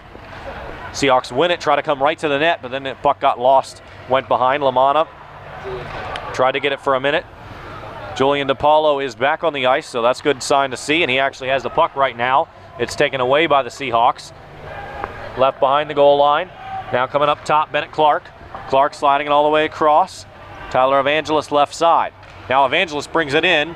Puck open in front of the crease, but it's trickled away. South Carolina got a couple of sticks on it. Now going back across is picked up by Lamanna. Lamanna sliding it off to Mulaney. Now going forward, Marquis just sticks his glove out and slowly brings the puck to him. Smart play by Marquis. Even though it's a little trickler, if you let that get out of hand, then Seahawks player can just tap it in for an easy wide open net. Even if you have to keep freezing the puck, trust your guys in the face-off. That's what you got to do. Don't try to get too crazy and pop it out behind you and try to get some rush if you don't have to. Yeah, especially as active as the Gamecocks have been. I've seen at least 2 or 3 blocks by Gamecocks players and those sticks on the ice as well, making it really hard even to get to the goalie in the first place. Seahawks eventually take that draw. Cormier fighting for it, now slides it on across. Henry France picks it up, now slides it on down. Seahawks looking for somebody in front, can't quite get there. Now drifting on forward, and the Gamecocks will be able to stop that and come out 2-on-2 the other way. Ian Schneider was waiting on the pass from Dave Cochran and didn't quite get there. Gamecocks will keep it in, however. Curriger going after it, Cormier as well. It's won by the Seahawks. Glove down and coming forward now. Coop Ryder leaves it up for Evan Henry. Henry shifting it on forward. 3-on-5 go the Seahawks, and will eventually lose the puck. There you South see those Carolina. active sticks again for the Gamecocks, making it harder, so hard for the Wilmington to make plays. Turnover defensively, though, for South Carolina. Christopher Monroe had a look. Now big check, Cormier bringing the wood a lot tonight. Coop Ryder coming forward. Quick, lazy backhand pass, but it almost snuck past Marquis. Big check there. Cormier doing it again. Oh, goodness. Billy Curriger just made a man miss. Now spins it around trying to do a little 360 pass to Tengy. It didn't get through. Cormier back once again to get his stick involved. Tengy goes to Kyle Ware. Ware makes one man miss, 2 men miss. Tries to beat Lenker. No. Lenker stones him along the near post. Ware shoots it. It goes behind on the back boards. Ian Schneider plays it on. Around Wykowiak. Back to Ware. He was looking for Tengy in front. It got deflected away. Coop Ryder wins it back behind for the Seahawks, plays it up, it went off the top of the net, so that's out of play, and we'll stop play for just a moment. Yeah, I believe Gamecocks players try to do a little too much there, trying to be a little too fancy instead of trying to shoot it on net, but Gamecocks can definitely get good opportunities, and you need to see how Wilmington can respond to this pressure. That was eventually yet another penalty kill for South Carolina. They're 6 for 6 in that regard. Wilmington 3 for 3 on their version of the penalty kill. South Carolina gonna, I think, win this draw as it got trapped underneath the Seahawk. And eventually UNC-Wilmington will come away with it, send it to center. Julian DePaulo picks it up, dumps it in. But no opportunity for a forecheck there as Seahawks will go back and get it. Now coming along, Zach Cormier. Bringing it up across center ice. Popped it on. This is Gina Lamanna right now with it. Now slides it on off the boards. Grayson Curry. Dumps it on around. Now across Curry once again. Sliding it on. There's Danny Brescia. Playing it right toward Marquise. Now back across the net. Mouth going right to one of Henry. He fires it again, and Marquise is right there to swallow it once more. Marquise just being a stonewall in front of his net, just stopping everything that comes his way. And bro, we talked about the power play. It just seems like even when the Gamecocks are down one man, as fast as they're just flying around, it almost seems like it's still at even strength the way they're playing right now. That's a very true point, Robert. The Gamecocks have really neutralized that potential opportunity for the Wilmington Seahawks quite a bit. And that's led to them preserving this 2-0 lead. And we have 4:40 to go here in the second period. Sliding it along back to center. Bennett Clark going across for the Seahawks. Now looking ahead. This is Danny Brescia. Brescia sliding it down, now goes on behind. Picked up by the Gamecocks. Seahawks steal it right back, pushing on the net, and it goes wide through the crease. Now back up toward the blue line, picked up by Hayden Lopez, then lost. Mike Borst going forward. He has Patterson ahead. Patterson's onside, right back to Borst. Borst fires. Lenker lost it for a moment, then grabbed it back and held it. Another good look, and how many times have we seen Patterson go down tonight and come up with a bunch of ice shavings all down his legs? Well, he's out there just trying to play his hardest, and sometimes he just gets those blinders and takes a few shots, but he'll be all right. Oh, I'm sure he will be. I don't think he's feeling any of that. All he's feeling is adrenaline. Yeah, but we got to remember is Patterson can deal it too, so he's going to remember all these. He'll start hitting them right back as soon as they come out at him as well. Patterson, we've talked about it a number of times, one of the most decorated Gamecocks ever. Just needs one more goal to tie Andrew Swint, class of 2013, the all-time goals mark. He leads in assists and in points. He got that points record last night with a couple of them. A goal and an assist there. Native of Chapin just down the road here from Irmo. And Brett, what's amazing about Patterson, he's got these scoring records, but you think of NHL top scoring guys like Sidney Crosby and stuff, they're more of, a one-way player, but Patterson, he'll play both ways. And we've seen him several times playing two ways and being a defender at some points too. Just can't get enough of this guy for sure. The Plex fans are enjoying watching their star one more time here tonight. Quick shot from Evangelos. That hit a Gamecock and just sent him right to his butt. That was a hard hit there. Quick shot, and it will eventually sneak through and score.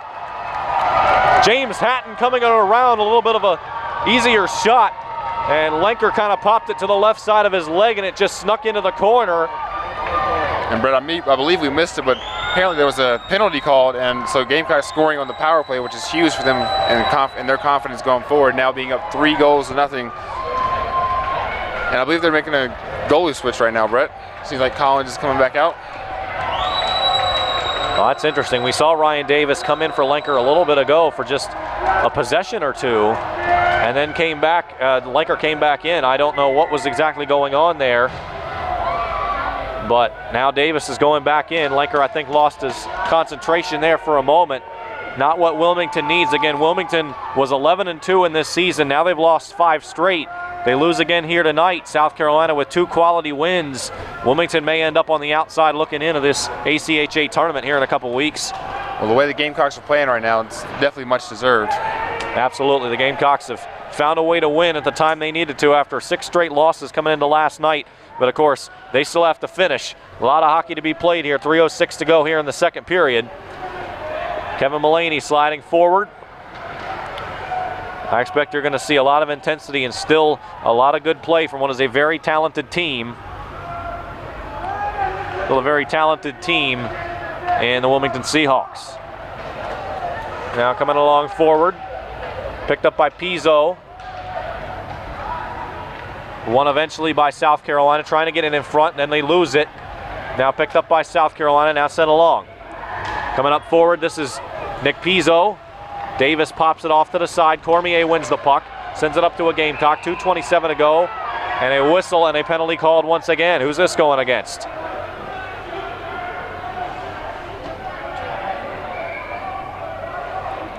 More discussion, and I believe the Gamecocks penalty box is going to go open, and Nick Pizzo is going to go in it.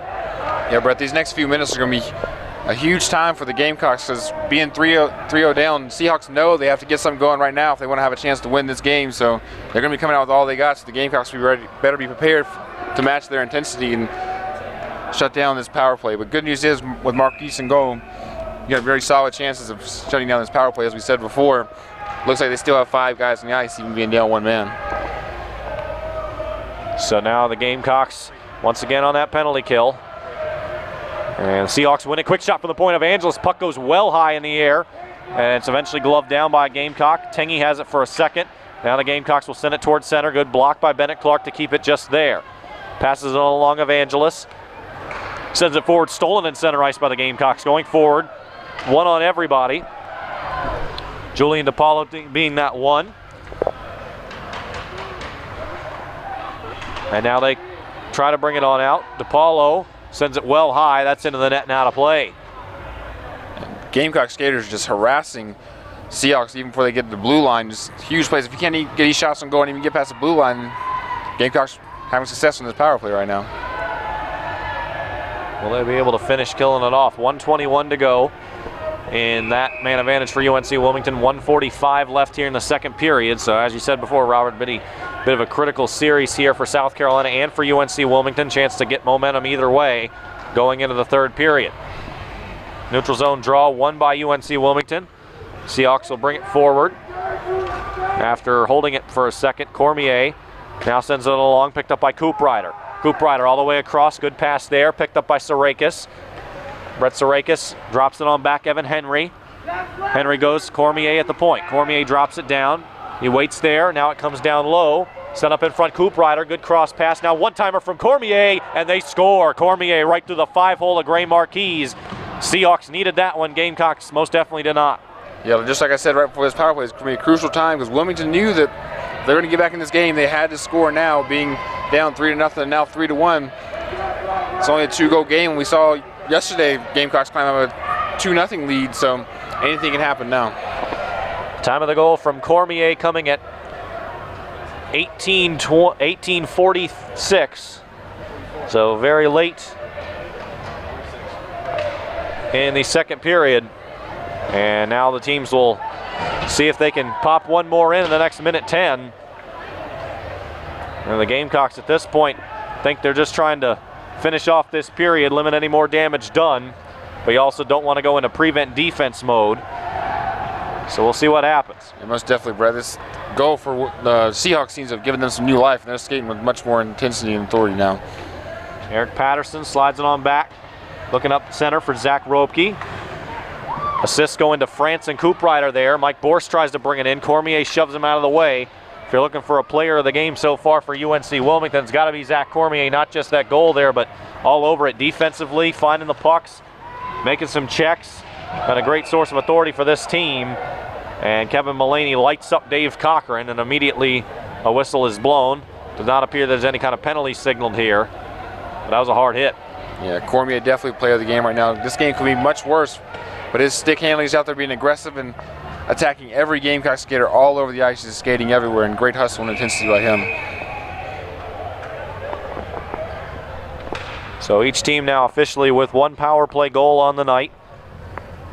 UNC-Wilmington 1 for 4, South Carolina 1 for 7 on the power play. Now 11 penalties combined between these squads. We saw 16 last night. I think we're going to hit that mark, if not surpass it again.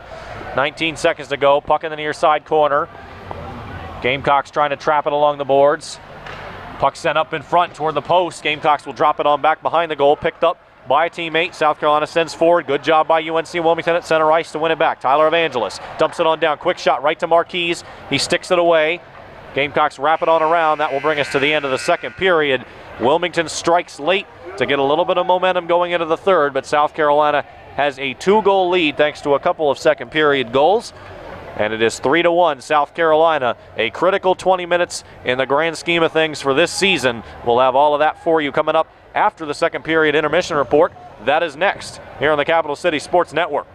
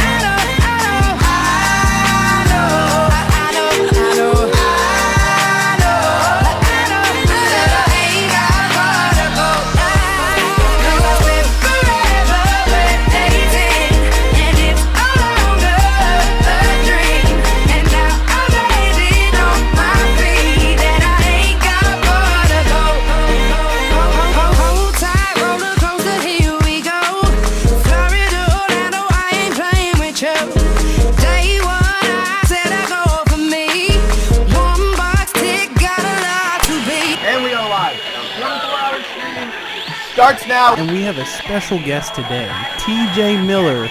Thanks for having me, man. Scene 2, take 1. Scene 3, shot 9. Scene 1, shot 1, take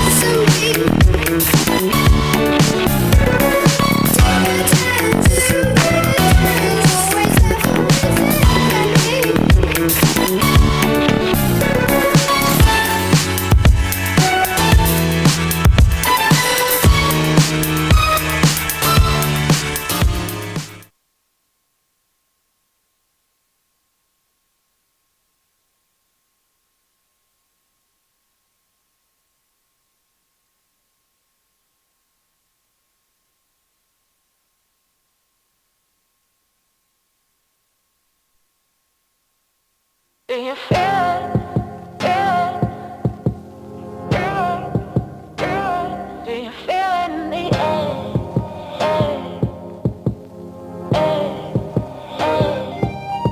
Do you feel it? Do you feel it?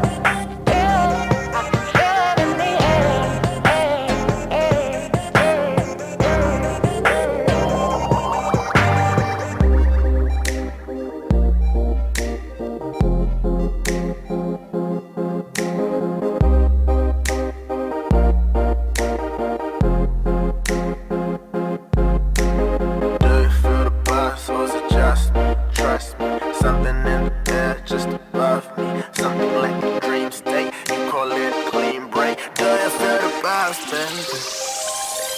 Do you feel the buzz?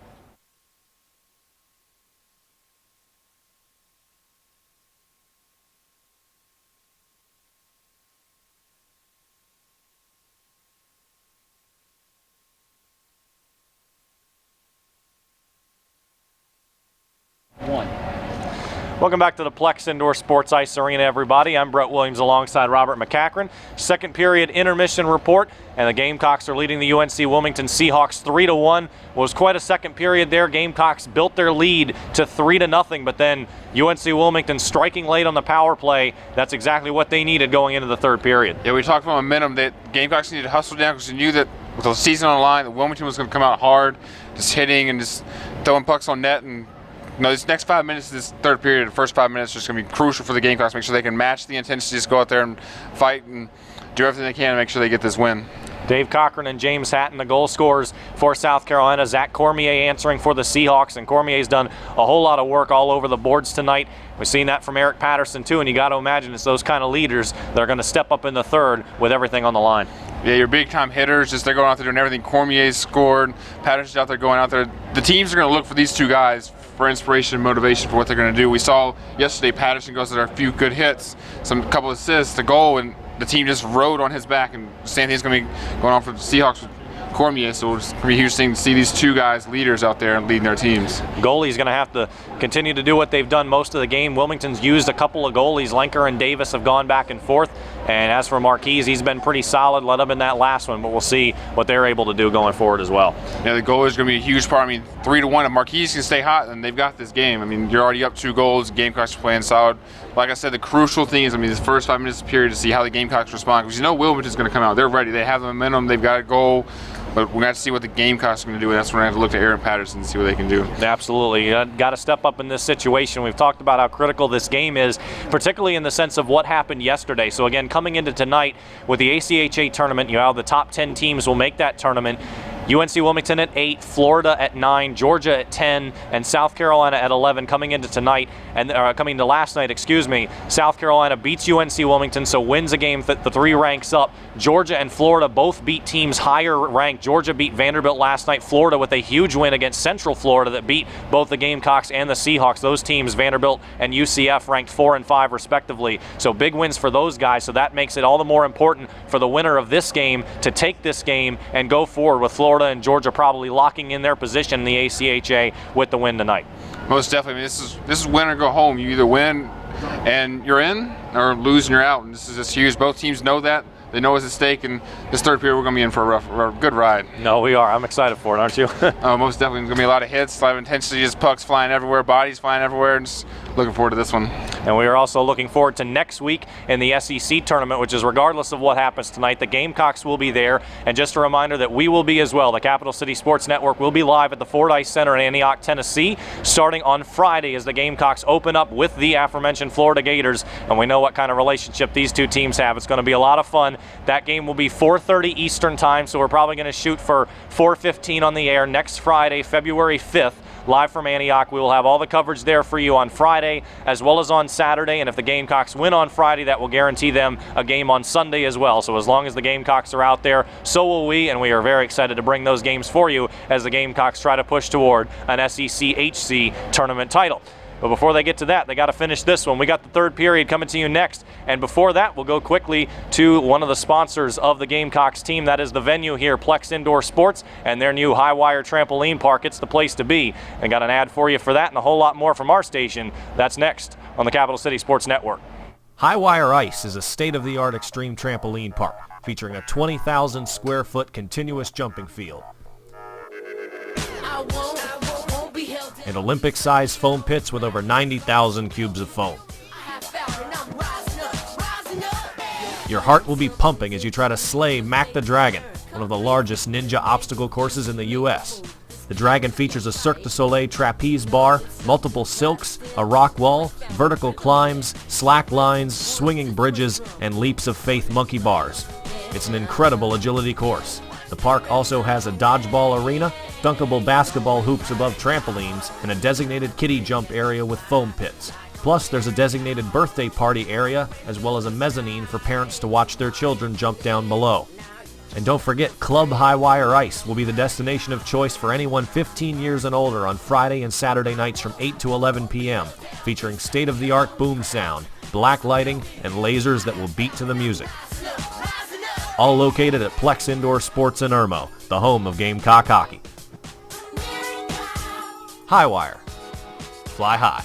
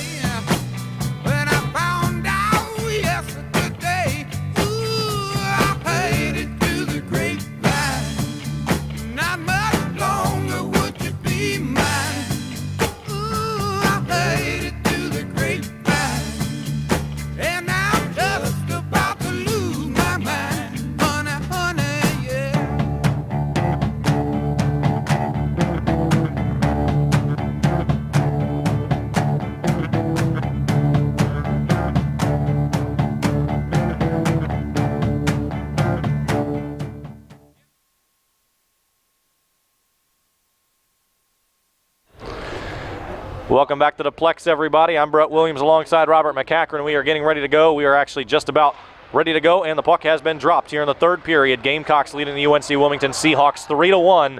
Get ready, folks. The regular season finale is here and now. Last game at the Plex of the season. It's senior night. Everybody's going to be laying it all out on the ice as these two teams fight for what we believe to be the last available space in the ACHA tournament coming in a couple of weeks. The Seahawks have the puck, and now they're bringing it out from behind their own net, now moving forward in the neutral zone, sending it along forward. Gray Marquise behind the net, wins it out, pops it up. Off the high board, Alec Martone for a moment, then Zach Cormier gets it again for UNC-Wilmington, plays it on forward. Glove down by Tengy, now grabbed by Julian DePaulo. He slides it on, but taken back by Henry France, who quickly hits the deck. Off the body check of a Gamecock. Now coming forward, Cormier. Alec Martone was the one who laid down that hit. I think that's icing. And icing is going to be called. So, Are you ready? Ryan Davis in net for the Seahawks. Let's see what's going on with that. Claudia Chakamian down in the glass. What you got? 1, go.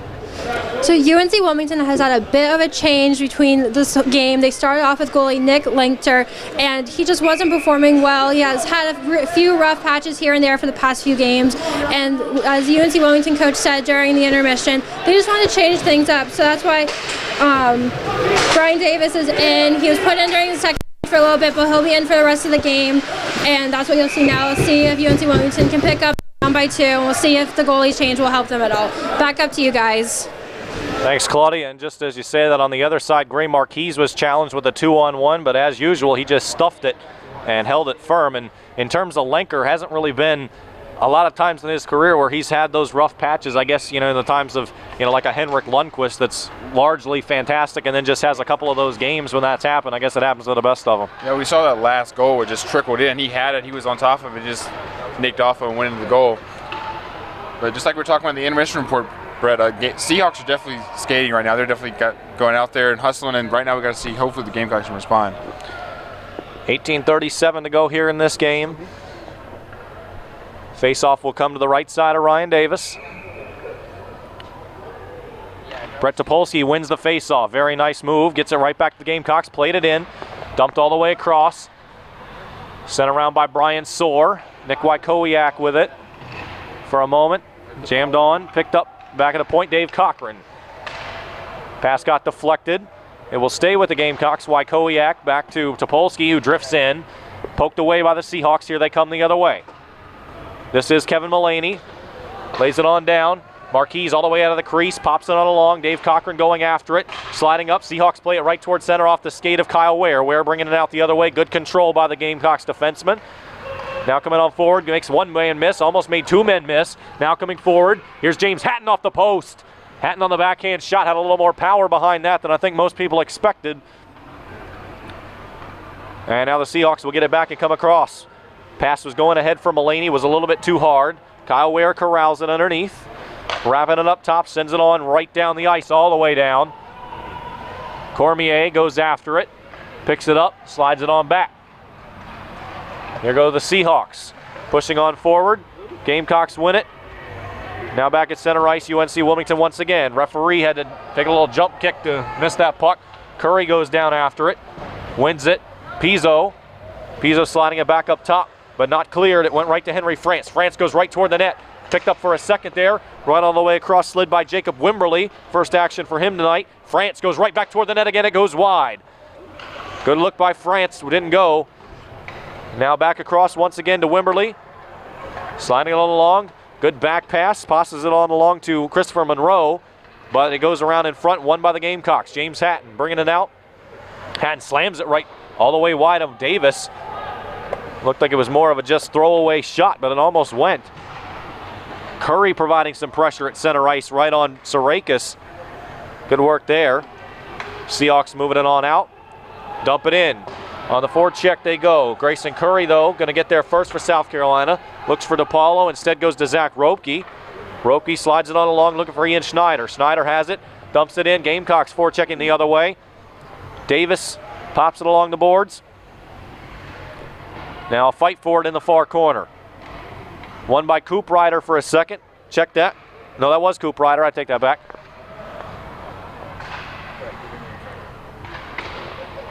Now back along, Coop Ryder once again. I know at that time. That comes on back. Bringing it up across center ice. Now going for it. Here comes Lamanna. Lamanna, quick shot. I think it went off of Mike Borst's stick and well out of the way. John Gibson now fighting for it, and it's won by the Seahawks. Waiting in front, Coop Ryder. Quick shot through, it didn't go. It was a good looking pass, but it just missed. If he was waiting there for the one-timer, that might have been an easy goal. Borst coming the other way for South Carolina. Drifting in, Borst tries to play it toward the center. Great stick work there by Hayden Lopez, popping it out. Referee has to get out of the way once again. And now the Seahawks are going to be offside. They won't be whistled for offside. They realized that and cleared the zone before it was an issue. But the Gamecocks taking it back now, and they bring it forward. About a quarter of the way through the third period, 15-10 to go. Seahawks with a quick steal in neutral zone. They're coming forward, going 2-on-1. And the Gamecocks very quickly there to disrupt that. Kevin Mullaney, no shot at all. Great work by the Gamecocks in transition. Defense, quick shot from Evangelist. Marquise knocks it off his left pad and away. Here goes South Carolina. Cormier almost sent a Gamecock into the box. Now coming forward, Gamecocks quick shot. Deflected in front. Seahawks defense just leaving their bodies out there, knocking the puck away. Now they go the other way. 3-on-2. Here come the Seahawks. Left on behind. Not a good pass. Goes back to the next guy, though. Evangelist wrapping around. Quick shot toward the center. Taken by Martone. And puck is stopped with a whistle from behind. And Brett, we're definitely starting to see both teams out there hustling. You saw on Wilmington's side, man just laying out, and then Gamecocks blocking pucks. Both these teams realize that what's at stake right now, and they're playing, giving everything they got. And both teams right now just really out there hustling. That penalty is that whistle is going to be a penalty called for a hold against Ian Schneider. Schneider's second time in the box tonight. Schneider not a ton of penalty minutes on the season. This is going to be his 15th and 16th. That's about middle of the way on the team. And so far tonight, UNC-Wilmington 1 for 4 on the power play. They did convert their last power play opportunity on a shot from the point from Cormier with men in front. Pretty much a textbook power play goal. Gamecocks do clear it immediately, right off the draw, so kill a couple of seconds. Now here come the Seahawks. Send it up top. This is Cormier at the point again. Sends it off forward. Now he's got a couple men in front. Cormier leaves it on for France to the left side. France right back up top. Cormier hesitates, goes over to the right, comes on back. Cormier winds and fires on the one-timer, goes on the bounce. Evangelist going to grab it, and a Gamecock knocks it out of the way cleanly. France back to Evangelist, trying to get it up to Cormier. A couple of Gamecocks providing the defense, and they clear it out of the way. Yeah, the Gamecocks definitely seem to realize what's at stake as well, and they're out there throwing their bodies around, and Marquise out there solid in net. And right now, Wilmington's getting shots, but the Gamecocks are right there to stop it. Not only just Marquise, but the Gamecock team as a whole. Puck going up toward Evan Henry, but it goes a little bit too far. Gamecocks take it, put it off the backboard, sliding down and trying to get it for a second with Sarakas. Instead, the Gamecocks come away with it. Eric Patterson moving the other way, 2-on-1. Patterson all the way across, good look, but it bounced off a skate of a Seahawk and out of the way. John Gibson tried to pop it down, he could not. Seahawks going the other way, they don't have numbers. Evan Henry sliding it forward on the backhand. Gamecocks are there to clear and send all the way down. 35 seconds to go here in the power play. Got to imagine big 30 seconds coming up here. Yeah, the Gamecocks are just stymieing anything that comes in the zone for the Seahawks right now. Here goes the Seahawks rush, 5-on-4 for 22 more seconds. Kevin Mullaney moving forward, trying to wrap. Looking up in front, he is leveled into the boards.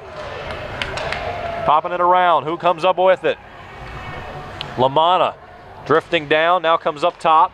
Waiting Evangelist, hesitates, doesn't fire, now instead goes to the side, right back to Evangelist. Now he does with a one-timer, goes well high, skipped maybe off of the front Gamecock defenseman and above the crossbar. And the penalty time has expired. Coming forward, Mullaney, quick shot, deflected away wide of the net. And sent away by the Gamecocks. That's probably going to be icing. And it will be after the penalty expired, but a key kill for South Carolina. Huge kill by South Carolina, just going out there, laying their bodies out, and everybody's contributing on this right now. Marquise knocking pucks down. Players are out there willing to give their bodies. That shot that went high was really just, Wilmington player had to adjust because they were just all up in front of him, pressuring them and making it really hard for them to get shots on net. Well, they're not certainly out of the doghouse yet. Seahawks will have this face-off in front of Marquise. And it will be won by South Carolina eventually. Kyle Ware sends it all the way back along the other side of the boards to a wide-open Eric Patterson. Dumps it on back to John Gibson. Gibson sliding it across. Kyle Ware once again. Ware all the way up top to the blue line. Gamecocks coming forward. Sending on the cross. Ian Schneider picking it up. Schneider going forward. Looks to make a move. Can't quite get there. Looking to wrap. Not going to do it. Now comes back up top.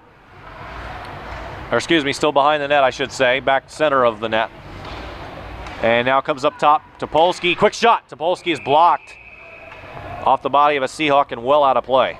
And Brett, what I'm really impressed with the Gamecocks right now is the way they're handling themselves. Sure, you got to mask the intensity, but they're being smart about it, not going on just out, because sometimes out hustling, you can out hustle, do too much, and you can make mistakes. Right, they're just being smart, disciplined, and really making good plays and matching the intensity, but smartly matching the intensity.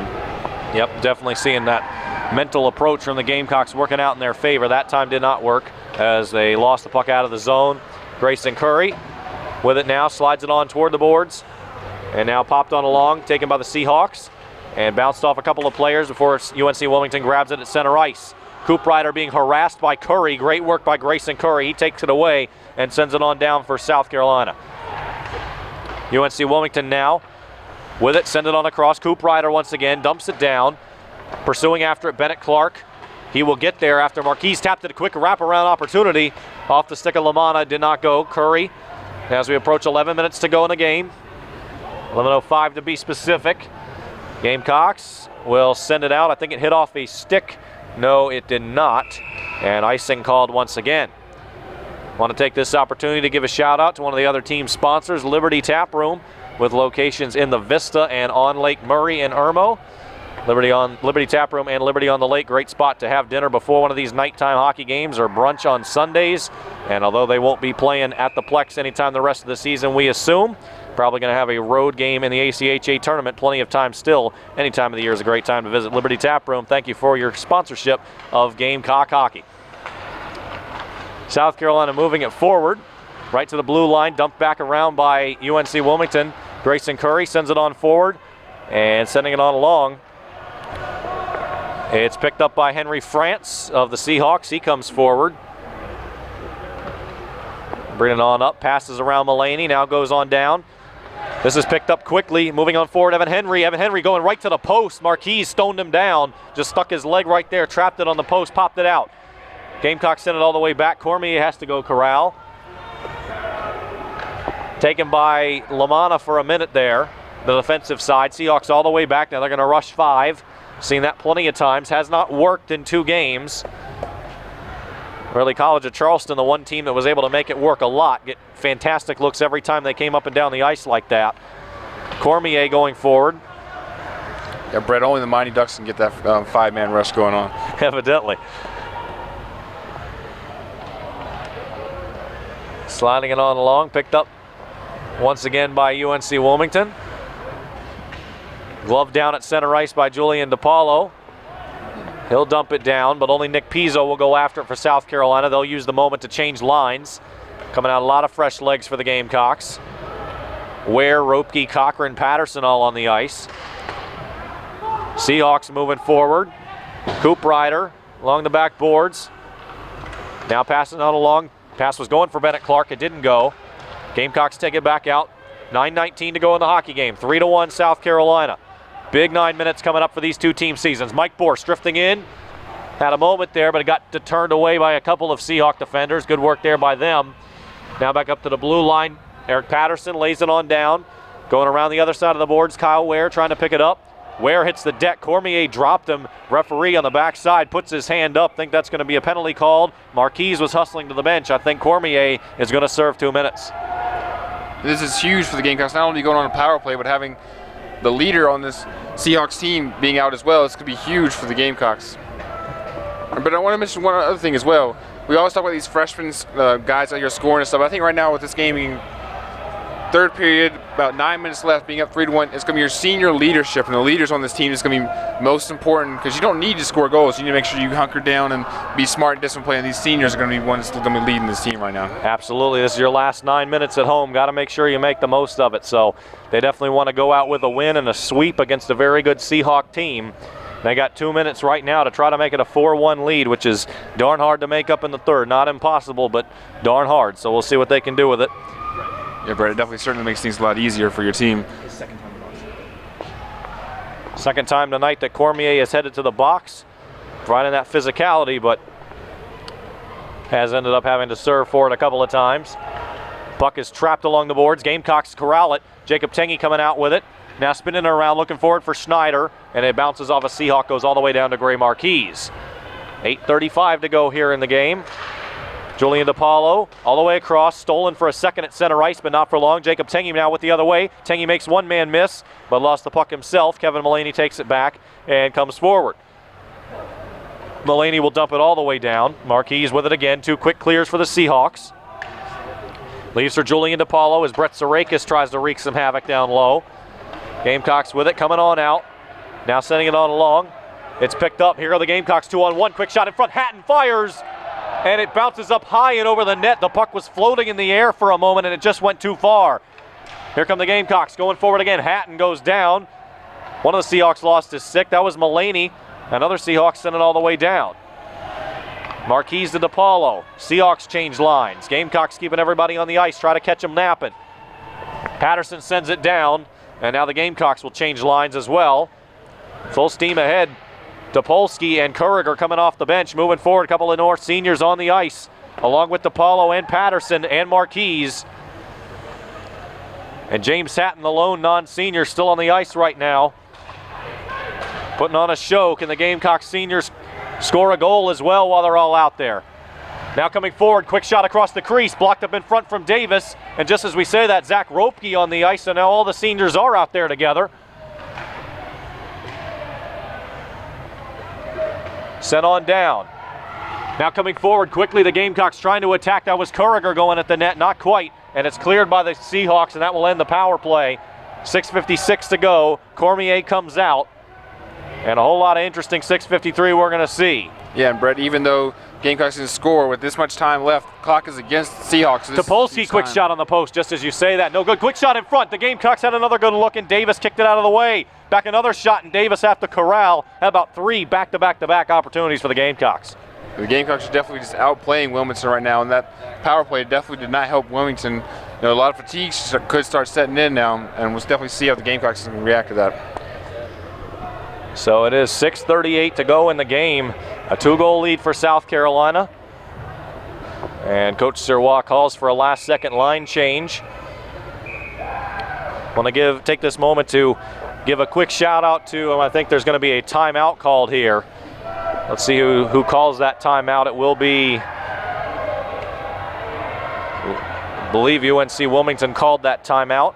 So we'll take this moment to give a shout out to the other 2 seniors we haven't talked about extensively tonight. First of all, Billy Kuriger from Raleigh, North Carolina, an exercise science major, had 26 assists and 12 goals for the Gamecocks coming in tonight. Been on the SEC All-Academic team all 3 years he's played for Carolina, as well as the ACHA All-America team. Julian DePaulo, Eric Patterson, and Zach Ropke, all for that as well. And Kuriger, as they've talked about, a lot of big crowd-pleasing hits in his time here with the Gamecocks. As for Zach Ropke, also from Raleigh, marketing and management double major, won the MVP award in the Savannah Classic tournament in his very first games for USC. And he was hurt for a lot of time this season, but is back and ready to finish this season strong. So Kuriger, Ropke, Marquise, Topolsky, DePaulo, and Patterson, some great time here in their Gamecocks career, and we thank them for their contributions to the program and want to send them off strong. See if they can finish off the win tonight for the final 6:38. Face-off won by South Carolina. Now sent all the way back. Gary Grayson Curry picks it up. Curry looking for Jacob Tengy. Tengy hits the deck. A couple of Seahawks go down with him. The referee almost joined them. Big check there by Mullaney. Almost rode the back of Curry, but Gamecocks will come away with it. Jacob Tengy slams it on down. Alec Martone pursuing Henry France hard. Martone will almost get to the blue line first, but instead icing is called. And Brady, you're talking about the seniors. Coach Schwartz, definitely interesting lineup, putting out all 5 seniors out there. What do you think of that move? Definitely getting veteran leadership we were talking about. Oh, I gotta love that move. I mean, that's just classic. Even if it doesn't necessarily fit your lines, get them out there, and not even just put them out there like you see basketball players, basketball coaches will do this. They'll put their seniors out there for the last minute of the game or something like that if it's a blowout one way or the other. But he's putting them out in a power play, in a potential season-changing power play opportunity. So gotta love Coach Alan Sirwah's confidence in his seniors in a critical time. Grayson Curry wins this puck off the face-off, dumps it on Arowney and Schneider. Spinning it, now goes down to Curry, lays it on back along the boards, right for Schneider. Tengy goes after it. Instead, it's taken by the Seahawks. Referee trapped it under his skate. That helped the Gamecocks. Grayson Curry going to corral it and send it on back towards center. Schneider thought about it, but instead it actually went into the penalty box and bounced back out on the ice, so that's a whistle. 5:49 to go here in this hockey game. And big stakes on the line. Not exactly sure when that final coaches poll is going to come out to determine the ACHA top 10.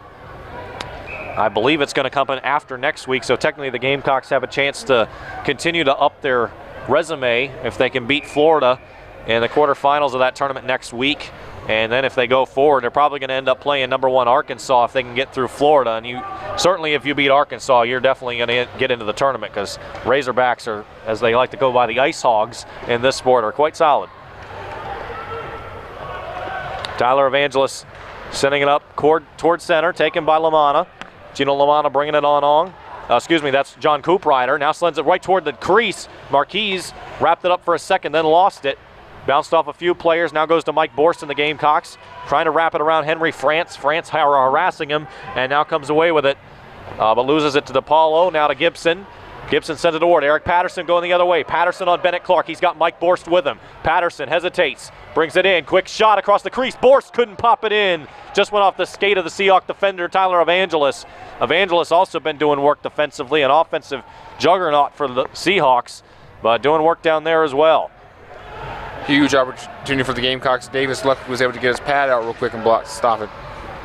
Coming forward, here's Gino Lamanna. Brett Topolsky providing a little defense there. Now quick up top. Marquise dropped it off of his pad and off wide. Picked up Mike Borst. Spins it on along. Cormier. And a whistle is called. A whistle is blown.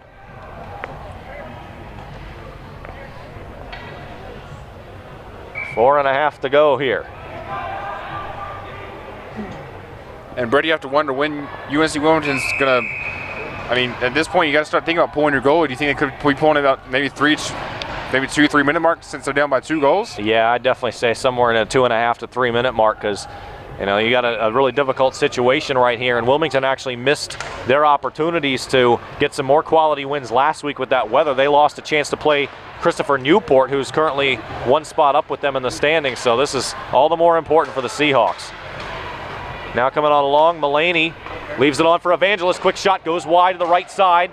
Sorakis tried to get his stick there. He lost that battle to Topolsky, popped it away for the Gamecocks just in time. Now sends it on down. Mulaney leaves it for Cormier, looking up in front, Monroe. Cormier bringing it on around. Lays it on back. This is Monroe one more time, bringing it out, looking for Mulaney. Instead he finds a Gamecock stick and pops it on out. Now going after it, and it will be bounced off of Hayden Lopez out of play into the Gamecock bench. And Brett, I don't know what the Seahawks coach said to them in the timeout, but they definitely seem a lot more motivated now, skating out there harder, getting the pucks quicker, and making life a lot harder on the Gamecocks to defend. Just quick passing, quick plays, and getting a couple of shots on Marquise. 3:51 on the clock, and a big 3:51.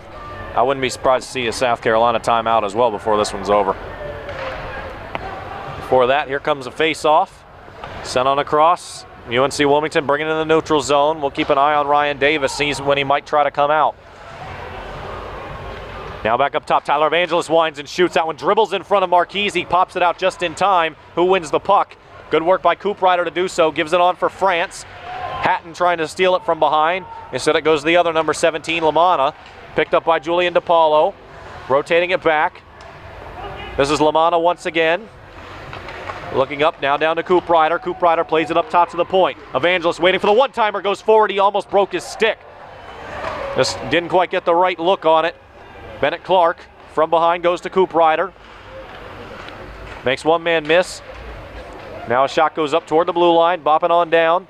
Picked up by the Seahawks, and now sent forward. John Gibson takes it. Here goes James Hatton. Hatton sends it on down. Picked up by Tyler Evangelos. Gamecocks will change lines. 2:49 to go. Seahawks keeping it tight. And now popped on around. And now sent on down. Here's Jacob Tengy. Tengy sent it up. It goes after Alec Martone. And now dumped on down. Picked up Tyler Evangelos. Seahawks trying to wrap from behind their own net and move forward. But the puck bounces on around into the corner with 2:18 to play. Now sent on up. Dropping on down, here comes UNC-Wilmington going on forward. This is Kevin Mullaney, winds and shoots. It goes well wide of the net. Davis still in his crease as we approach 2 minutes to go. A little bit later than we thought he might be pulled. You got to imagine he's going to get pulled before too long. Now Mullaney toward the goal line. Sticked away by Grayson Curry. Now Mullaney comes back out. Quick shot inside. It almost went through, and the Gamecocks get it out just in time. Martone lit up by Cormier. Zach Cormier doing work as he's done all night. Here come the Gamecocks trying to counter. Ian Schneider wrapping one post. Now going to the other. Comes all the way back up top. 1:40 to go. Sends it on along. Now going up top. Jammed on hard there. Hayden Lopez slams his defender into the wall. Gamecocks will keep it, however, and move forward.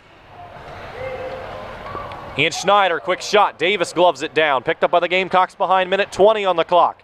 3-1 South Carolina. Can they hold on for 80 more seconds and all but clinch an ACHA tournament spot? A big open ice collision, another big open ice collision. Sent on across. Here comes Mullaney, Kevin Mullaney moving forward. 1:04, there goes Ryan Davis hustling to the net. Davis shoots it, Mullaney shoots it, it's blocked away by Marquise. 1 minute to go. 6 men on the ice now for the Wilmington Seahawks. Now they come forward again. Bouncing puck goes up behind the net, off the boards. Played up from behind, quick shot coming from Lamanna. He goes on the side, backhands it up in front. Poke checking underneath Marquise. He will hold with 44 to go. Great play by the Gamecock defense. Marquise only just was able to just pick it up off the ground. Gamecock sticks all over, blocking shots and making sure that the Seahawks do not get anything on goal. And with 44 seconds left, Gamecocks looking in good shape, being up by 2 goals. That's fine too. Yep. So now just got to hope the Gamecocks hold on for 44 seconds. And big lineup right here. Looks like he's coach maybe adding a little more experience to his team. You see Patterson out there, Ware with the big body. Yeah, looks like Ware's the only non-senior out there. You got Topolsky, Kuriger, DePaulo, Patterson, and Marquise. And just providing a little bit more of that physicality. The Gamecocks need to get out of here with the win and the sweep. Face off, won by the Seahawks, but they have to retreat all the way to center. 38 seconds, they need 2 goals, and they need them quick.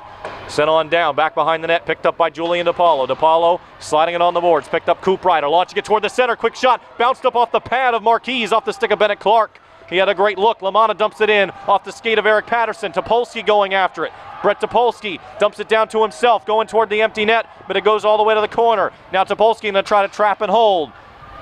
Doing just what Patterson did last game, just holding it, wasting time. Seahawks can't do anything with it. He's trapped on. That's going to probably do it here, folks. 6 seconds, 5 seconds. Now a bunch of players hit the deck, pushing and shoving with 5.7 on the clock. Fans loving it. Referees don't like it.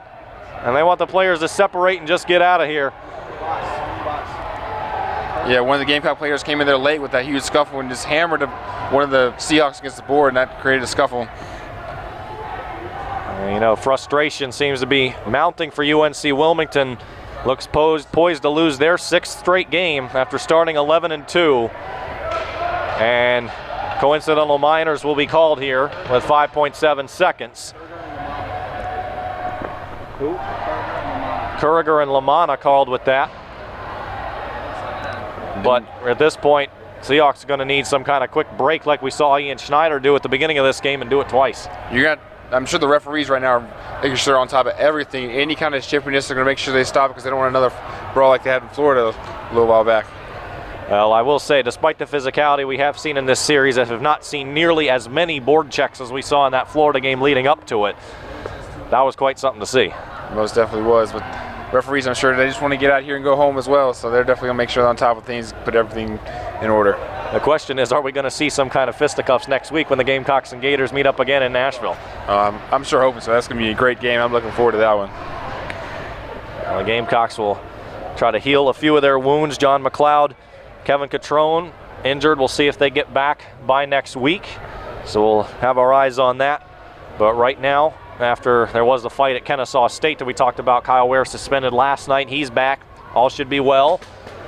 And as for UNC-Wilmington, we'll see what the Seahawks will be able to do if they have a chance at the ACHA tournament. They're going to be hoping that Florida and Georgia suffer some losses, though those wins again yesterday by the Gators and Bulldogs against teams far up in the standings and ostensibly better than them. Georgia does lead the SEC standings, so perhaps that's just an objective or a subjective coaches poll measure. But nonetheless, Georgia and Florida definitely need to lose for UNC-Wilmington to get a shot to get in that tourney.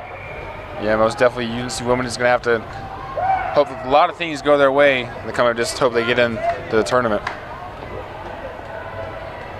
Evidently cooler heads starting to prevail. Gamecock fans loving life. Starting a little bit of a chant. I don't know if the chant really got as much power behind it as perhaps they were wanting to, but that's okay. Gamecocks also winners at Colonial Life Arena tonight. Men's basketball, big revenge win against Alabama. One of two teams to beat the Gamecocks this year. The men now 19-2 on the season, 6-2 in the SEC. What a season for Frank Martin and the Gamecocks. Yeah, they definitely surprised a lot of people. Many people thinking they were going to be middle of the table, and they're right there up the top. That's how they doing work. Going to have a tough couple of games coming up. They got one more game. Forget who that intermediary game is against, but then they've got that tough stretch of at Texas A&M versus LSU versus Kentucky. That's going to be the true test for them. But nonetheless, great season so far for South Carolina, and can't imagine that's going to stop anytime soon. Yeah, we're just like this game, talking about the senior leadership of Michael Carrera and the two Lithuanians, just right here. Seniors and leaders can definitely get you in a good season, a good position. Next game is Georgia. Wilmington? Minutes. And credit our cameraman here, Danny Kelly, for the quick tidbit that next game for the Gamecocks is at Georgia. So at Georgia, at A&M, then LSU and Kentucky.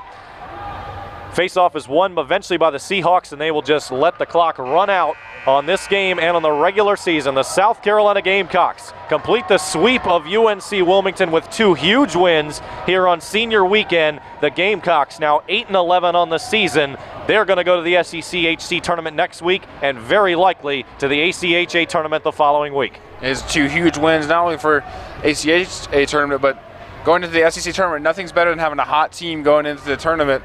We've seen it multiple times with multiple different teams. It doesn't matter what you do in the regular season. If you come in hot, then all things can change once you get to the tournament because you're back to record, just 0-0 record. And Coach Serwad been saying a lot of those losses just by 1 or 2 goals. They were right in all the games. They can compete with any team, anytime. The Gamecocks did split with Florida during the regular season, won that game that had the brawl, then they came back, lost. It's 3-2, 7-6 the scores in those games. So again, very evenly matched teams. Anything can happen next week. Gamecocks are ready to go and maybe have a long postseason run in them. We will have to see. A lot of seniors having their final handshakes here at the Plex. The fans are there to salute them. 6 guys once again. Gray Marquise, Billy Kuriger, Zach Ropke, Brett Topolsky, who we heard from his parents earlier in this game, will head home to Baltimore happy. And then Eric Patterson and Julian DePaulo, 2 of the stalwarts on this club. Patterson, the team captain, DePaulo, the team president. They have both done a lot of great work for the Gamecocks over the last couple of years. So they will be heading onto the locker room very happy with what they've done, we would imagine, and certainly what they've done this weekend, getting their first wins of 2016. Yep. And Julian DePaulo and Eric Patterson are live with our own Claudia Chikamian down on the ice right now. DePaulo and Eric Patterson, great game on your senior nights. How was the overall atmosphere of tonight's game? It was definitely a solid turnout. We always love playing at home, especially when we need these 2 big wins like this. So seeing like the loyal fans in the corner down there, it was a good atmosphere tonight for sure. You know, I just love a loud crowd, especially on my last game here. A lot of friends here, a lot of family. Just great environment to be in. Now you guys have had a bit of a rough patch with your, coming into the series, you're on a bit of a losing streak in a bye week. How does it feel now to get these 2 huge wins moving forward into postseason? It's definitely big going forward. We have the SECs next weekend, so as you said, we had a bit of a losing streak against some tough competition. So coming out here, we knew what we needed to do, and we just were able to get it done. That was almost exactly what I was going to say, but winning 2 is huge for this one. We wanted 1 to begin with. We got it, so we tried to get the second one, and we did. After 7 games losing, winning 2 feels great, and we're going to carry that momentum into SEC. Great. Thank you guys both so much, and congrats on a great senior night. Thanks, Claude. Back up to you guys. Thanks so much.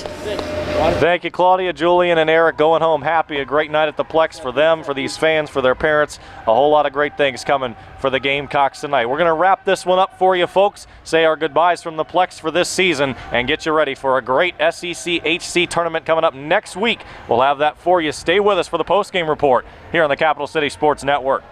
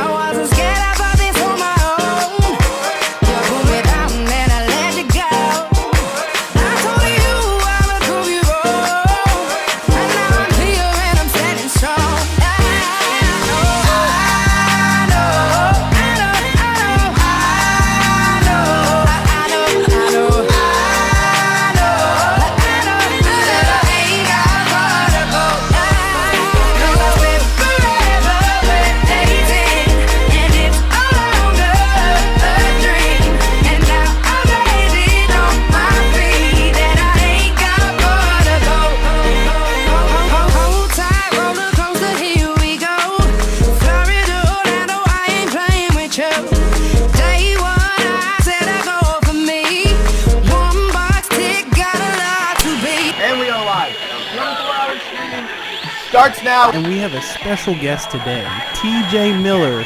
Thanks for having me, man. Scene 2, take 1.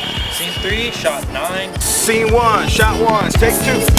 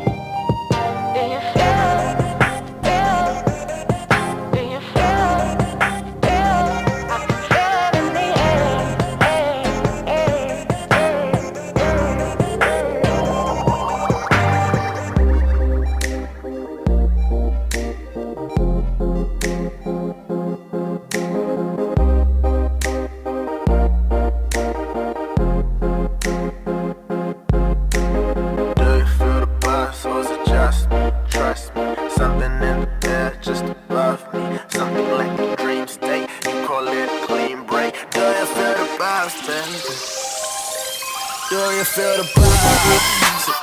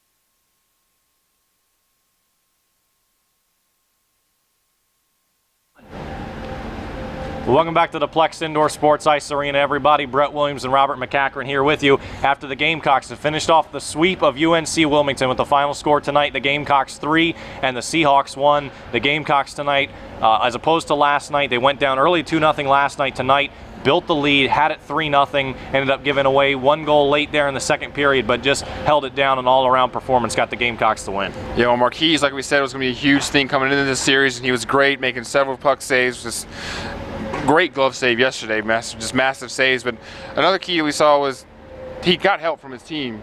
Patterson, Ware, just guys just diving on the ground, blocking shots, sacrificing their bodies just to make sure that, you know, they get this win, because they knew how huge this game was, the playoff implications, and also how huge this game was going into the tournament. You know, a hot team can be really dangerous. Absolutely, and the Gamecocks did just that. After dropping 6 straight, they came into this series, they knew what it meant. They knew what it meant to play at home in front of their fans at the Plex. They had a great crowd both nights, and they gave them everything you want. As for the seniors tonight, Billy Kurger led the way with 2 points. He had 2 assists, and DePaulo adding 1 as well, and just a solid performance overall. And you know, certainly for the Gamecocks, they have a lot to build on going into next week. Marquise solid in net, got a lot of good things and a lot of things to ride moving forward. Most definitely. I think one of the key things is we know the history between South Carolina and Florida. They're definitely very physical, and we know there's going to be penalties. There's no way to escape it. What I was really impressed with today was the Gamecocks' power play. They used to be frantic, you know, they were over-hustling sometimes, and now they're just out here, they're being disciplined, blocking shots, sacrificing their body, like we said, Marquise back in that net, so that's going to be huge. And then being smart, you know, we saw a couple of bad penalties yesterday that made some things, there's no need to get involved with Florida players and make a bad play and stuff, and then the offense is huge, you know, 3 goals in this game, 4 goals yesterday, just if they can keep clicking and play some solid defense with Marquise back in net, they're going to be good going into this SEC tournament. Yeah, you make a great point about the Gamecock special teams. The power play, although they were only able to convert 1 of, I believe, 8 different times, their power play looked so good, and their penalty kill even better than that, just shutting down UNC-Wilmington every time. Just all-around solid work for the Gamecocks, and that will lead them to what should be a great tournament coming up next week. What do you see as the things you like from this series that you can take away for the Gamecocks for that Florida game? Well, definitely the special teams. You know, at the very beginning of the season, we talked about, you know, it's the other way around. We thought their power play for the offense was going to be good and their defensively was going to be struggling and stuff, but they limited those breakaway points, opportunities to talk about. But then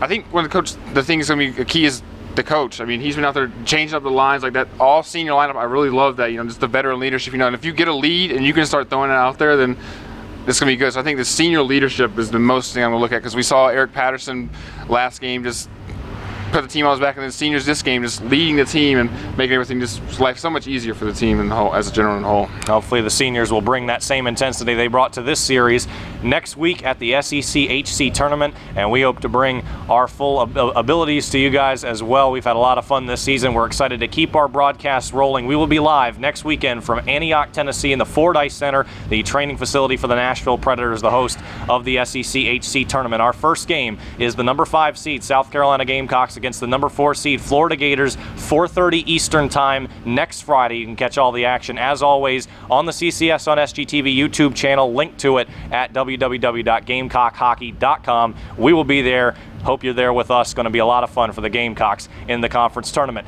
Once again, a shout out to our crews all season long, but particularly here tonight, our producer John Dowdy and our cameramen Danny Kelly and Seth Lanford, and everybody being a part of this. We appreciate it. For Claudia Chikamian and Robert McCachran, I'm Brett Williams. Gamecocks win at 3-1 over the Seahawks. Carolina, forever to thee.